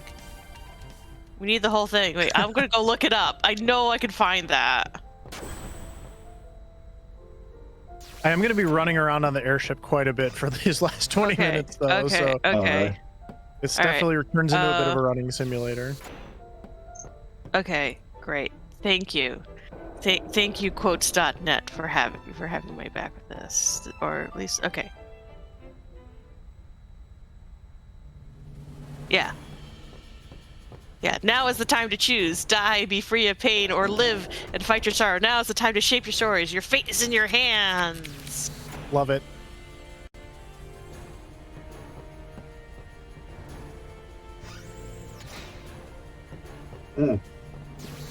Look at the colors of the lights above there. Those look familiar. Mm-hmm. They're very On bright. on that sign. Yes, exactly. Yeah. Well, my baby here.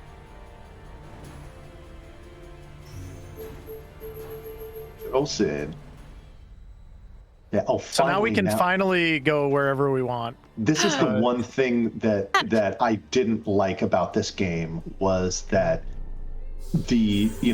like everything opens up for you as far as, world transportation at the very end. Like, oh, hey, you can fight the final boss, or now you can go exploring. That was my one real gripe with this game. I wish they would have opened it up to you much earlier. Yeah.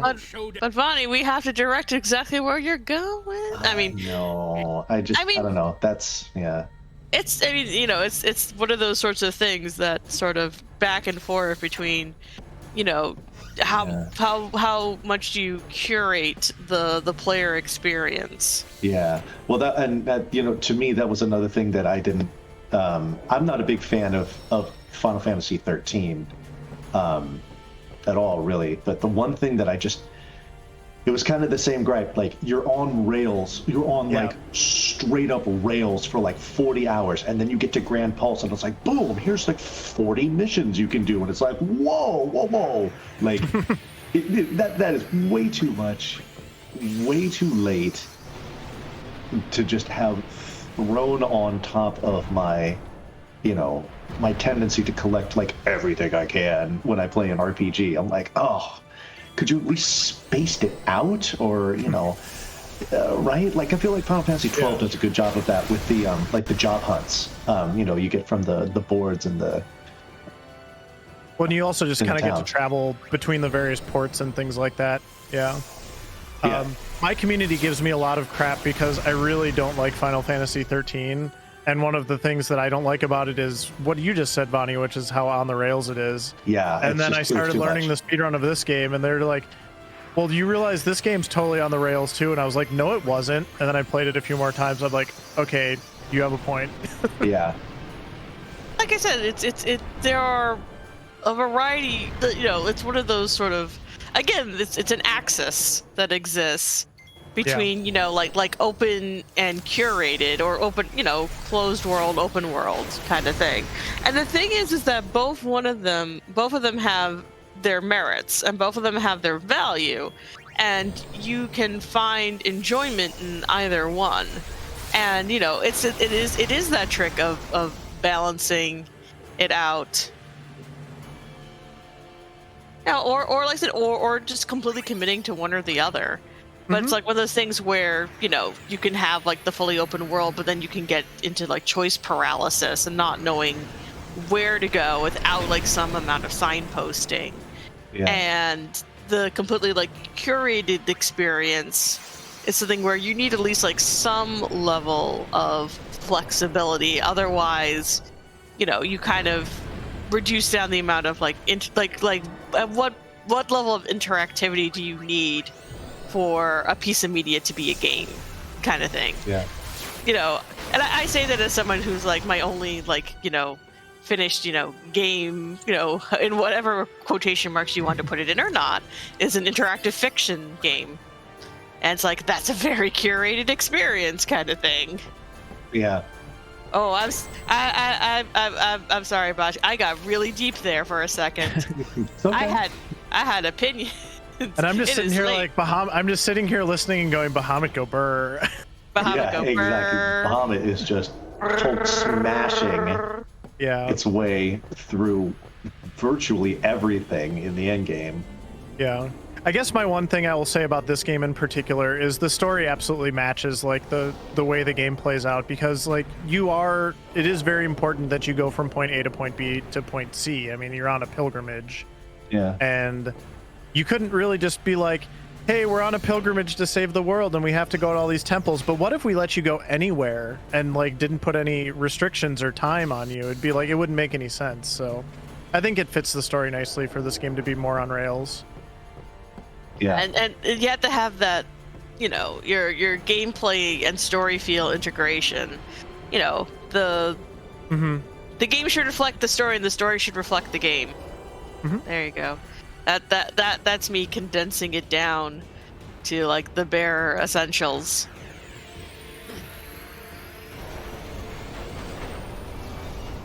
So we got probably less than 15 minutes left of this run. So how are we doing on the incentive and the donations? Because I really want everybody to cap off this with a nice memes showcase of that cutscene. Oh, yes. We are still over $600 away, so it does not look like it is going to happen. If we're lucky, we can get to 11K before the end of the marathon. Ooh. We do have one $15 donation from Anonymous with a comment, "My name is Gato, and I have metal joints. This run is so good, so have 15 silver points. Thank you for your donation." Nice. I have to sing it. Boop the snoot. Boop the snoot. I did boop the snoot. Boop the snoot. Right. My name. I'll just do the traditional. My name is Gato. I have metal joints. Beat me up and earn 15 silver points. Yep. I need to learn like the full text of the Japanese version. I know at least like the first like two lines is like Gonzales Orewa Suyoki. Like I kinda like always forget like the other half. Yeah. Bye, turtle.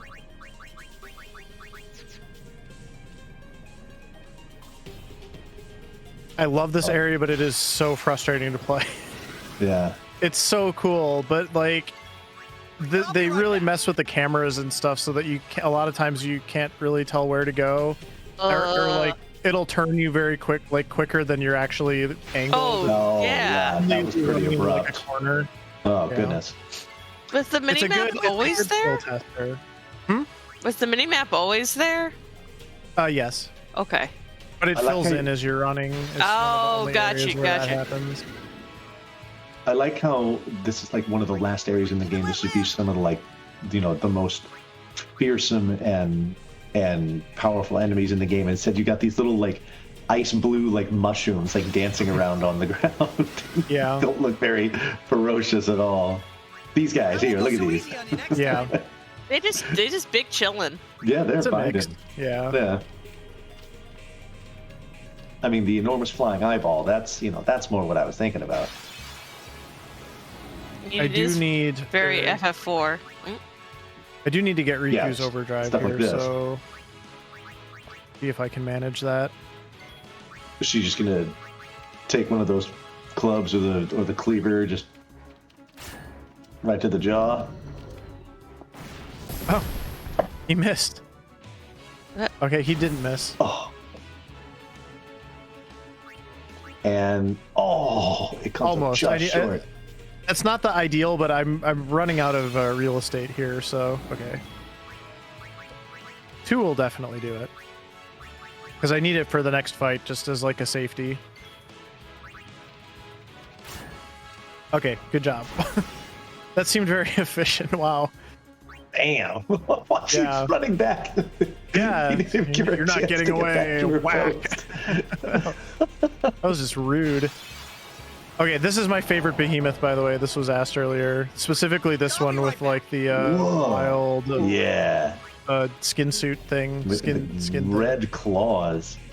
Very cool behemoth. Yes, that is very sweet.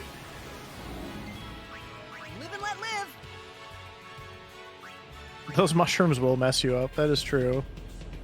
I mean, that's true of like any mushroom. just Yeah, I was about. gonna say. Please be careful with mushrooms. I They won't can go so mess you easy on up. next time. Very simple. It's true. True facts.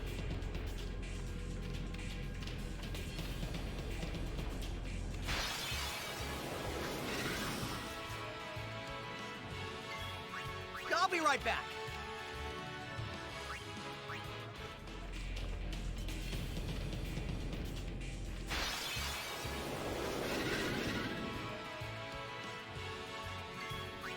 I'll be right back. I like how he always says, "I'll be right back," and then never comes back.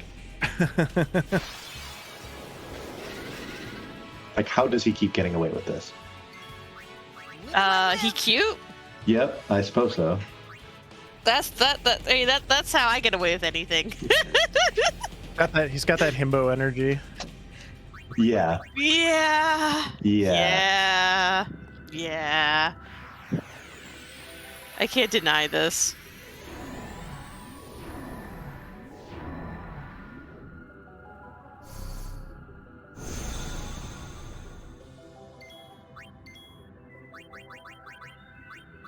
Oh, Seymour. Just too mad to die. Armor break. Yep. Okay. Gotta lower that defense for my friend here. So just one armor break. In comes Bahamut. Punch punch. Mm-hmm. GG. Not on the run, but yeah, on the boss. That armor break Okay. does have like a 1% chance of missing, so that's Oh, why I no. needed to make sure I had the overdrive in time. Or, 95,000, was that what you were looking for? Yeah, something like that. Okay, that's good. He's got 80k hit points, so. Wow.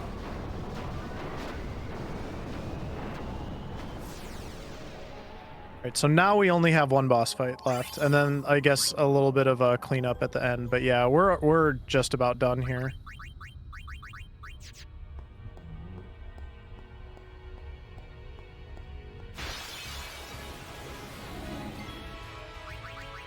I won't go so easy on you next time.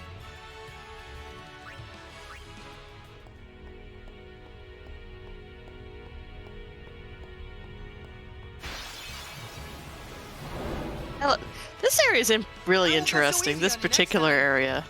Mm-hmm. Yeah. Oh, whoa. Like- Well, well, I meant like, oh hey, Evil Wall. I meant like the aesthetics of this in particular are so utilitarian compared to a lot of like the other sort of like images we get of Xanarkand. Mhm. Mm-hmm. Well, there's this interesting mashup of like utilitarian and maze-like, and it makes me think a lot of like like, have you ever been in like the service tunnels of like a stadium? Mm-hmm. Uh-huh. Yeah, that's what it makes me think of. Gotcha. It reminds me of, I feel like I'm running around in like a mini Oh, so Xanarkin easy that on you got next built time. for memory. Well, Like, it's not yeah. like it's not real. It's like it's like to scale, and we're actually too big to be in here. But that's my. I mean, you know, this is are we kind of sort of in like a combination of both, like, I'll be right you know, back. the inside of Sin Jet's psyche and all this other sort of stuff. I mean, stuff gets I think weird when that's you part become. of it. Yeah. Yeah, stuff gets weird when you become a dream whale. I won't go so easy on you next time. He's dreaming this city, and it's just not quite right. I mean, that's but another. But that's, you know, that's an actual like experience, you know. Mhm. I like stuff that kind of plays with the notion of like dream logic. Oh yeah. Oh, okay. So this area is fun, by the way. This is called the nucleus. I have to run around and grab a bunch of eggs. So this is an egg hunt. I have to touch 10 of these. Yay, it's Easter. Yeah. And if any of these little spikes hit me, I get an encounter, which is more time lost than anything else. But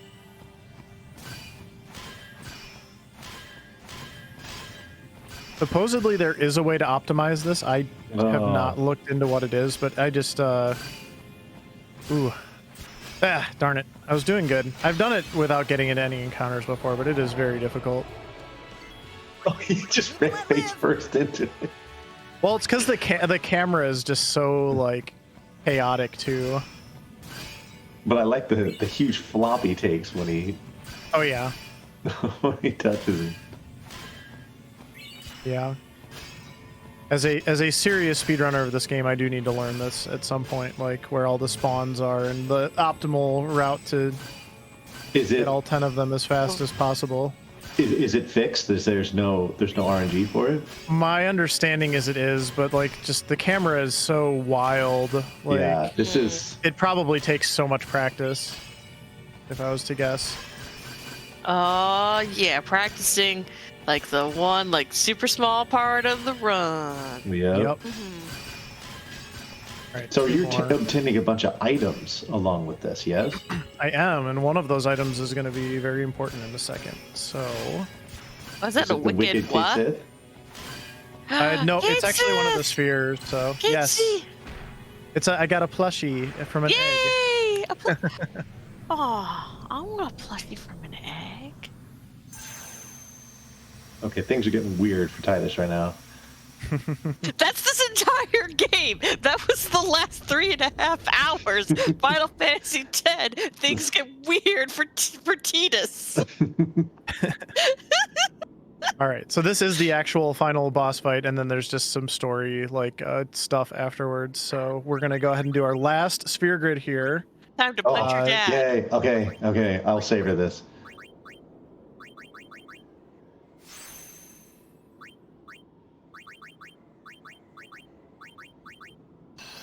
We're gonna jet over here onto Riku's sphere grid, and then I need to get 8 more agility and spare change. Spare change. We're going to go samurai at the end, huh? We're gonna throw money at our problems, All right. Yeah. as one does.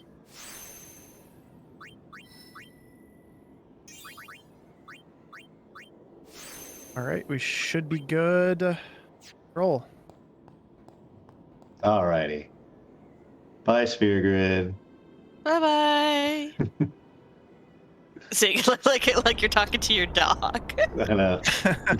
Is your Good night, dog named Sphere Sphere Grid? Yeah.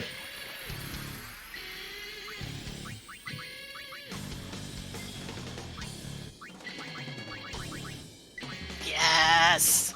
This music. theme is so good too. It is.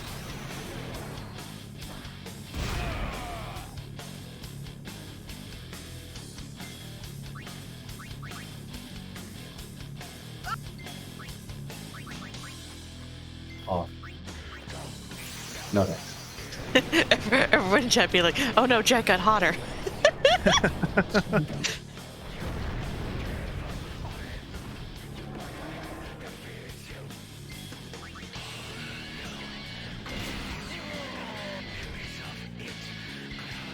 Oh. All right, so that's phase 1. 5 nines. Quint 9s. When quad 9s are not enough. Yeah, exactly. Nice. Yeah. So he can do one of 2 attacks here. If he does something called Jet Beam, that's preferred because it's much faster. Otherwise, both his pagodas will spin back up and very, very minorly heal him in the grand scheme of things. So we'll see what happens. Yes, Uchina the sword out of your own chest. Can you use Uchina as a verb? I'm going to use it as a verb. Okay. Another. You absolutely can. You just did. Yeah. And we got the slow sequence, unfortunately, but that's okay. But that is... At the very end of your run, you're still beholden to the game giving you good RNG if you're going for like a PB or world record or something, so...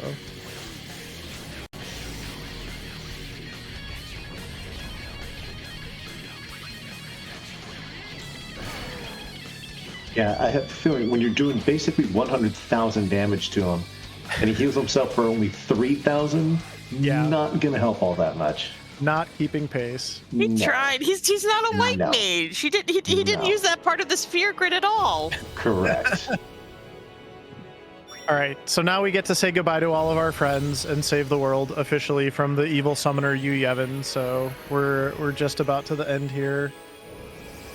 This is your last chance. That's right. You get rid of all her Aeons, right? Yeah, because they're the vessels for Sin. So if there's any Aeons left, they will turn into Sin. So we have to just get rid of all of them. See, now if this game wanted to be like, you know, was like do like the stats carry over, that would be like for this particular one, that would be very scary. Mm-hmm. But or did they just have like defined stats?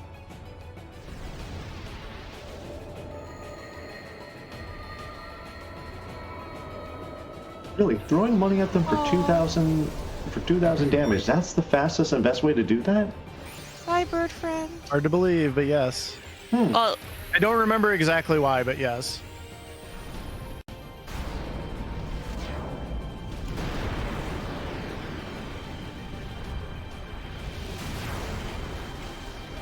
Oh, I see Ifrit only one more time. Well, no, I guess Isaru summoned it.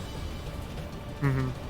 I love this. This is actually one of my favorite Ifrit designs. I like the more, you know, I like it when they kind of have like cool variations on things.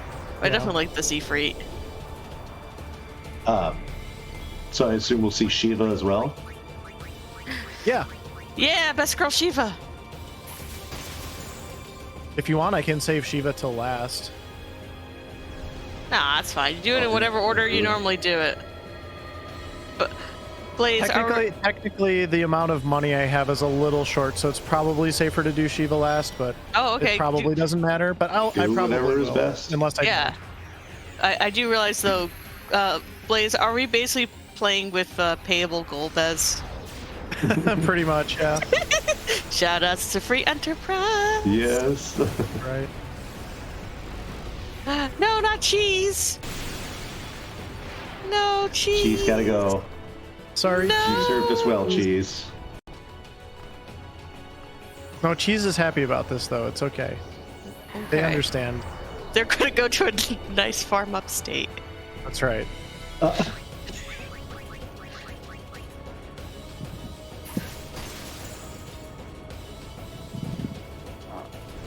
Man.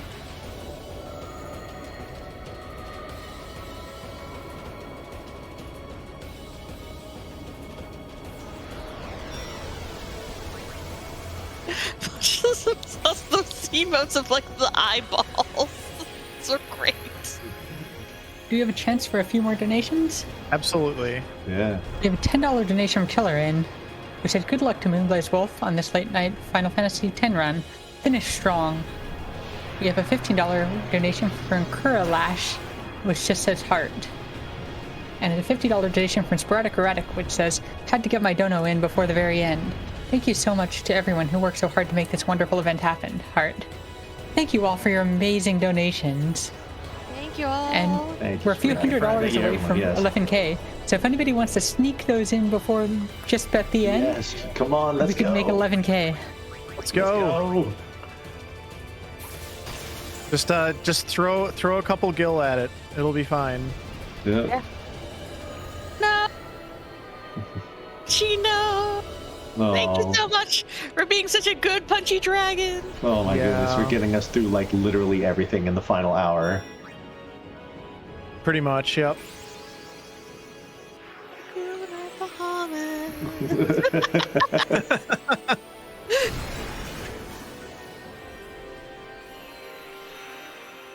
Here's Shiva. Here's the queen herself. She's like, hey, I'm here. I exist. And you get to see her full summon animation. Yes.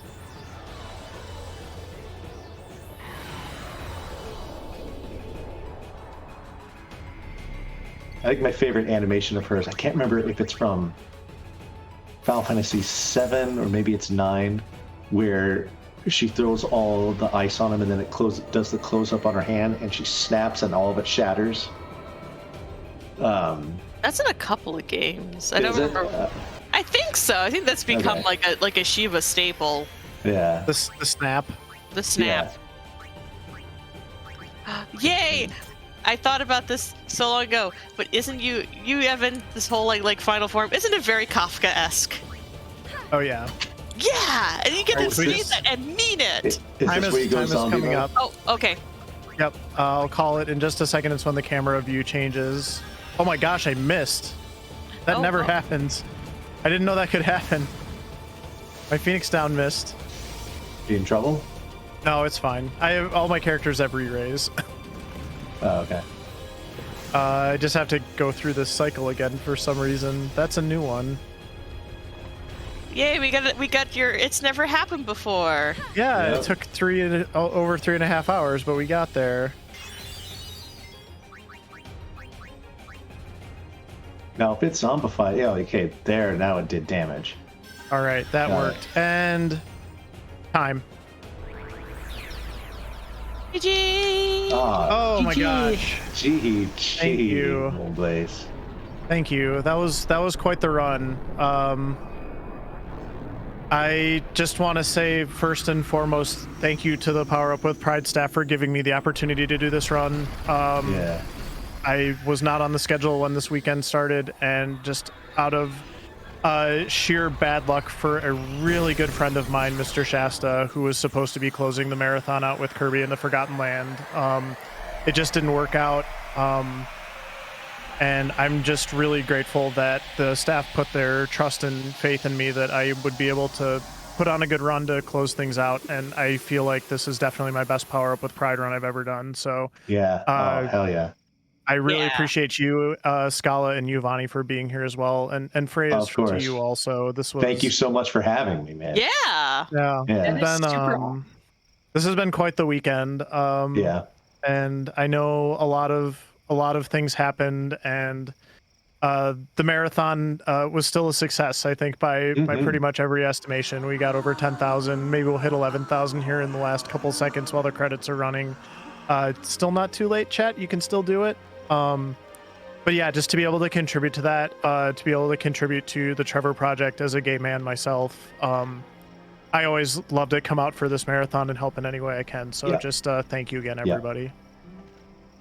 Thank you so much for this amazing run, and it's super. We're super hyped to hear that you enjoyed this run and you thought that this was your best Power Up run ever. What an amazing way to end the marathon. Yeah, thank you. I've done a couple of runs in this marathon before, and I hate to say it, and I don't like that I have these thoughts about this, but I've made mistakes in my previous Power Up with Pride runs, and I'm not the kind of person that gets too down in the dumps about stuff like that, but I definitely wanted to put on a good run tonight, and I feel like I did. So that sort of wipes the slate clean for me, and I'm really, really happy about that. So I get that. I get that for sure.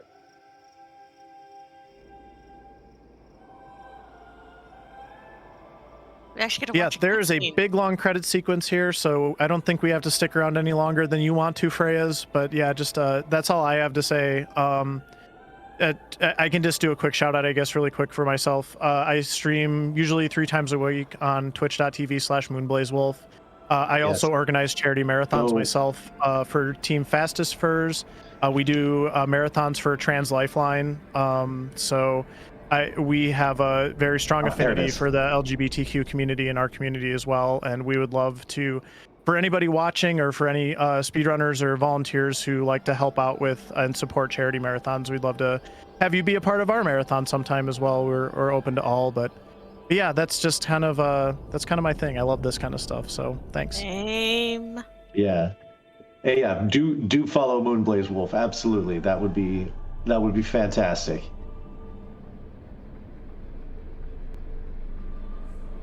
Yeah, and thank you for this amazing run. And with that, marathon is basically over. Give us a second while we gather everybody from team and staff who is still awake, who wants to join us for closing comments.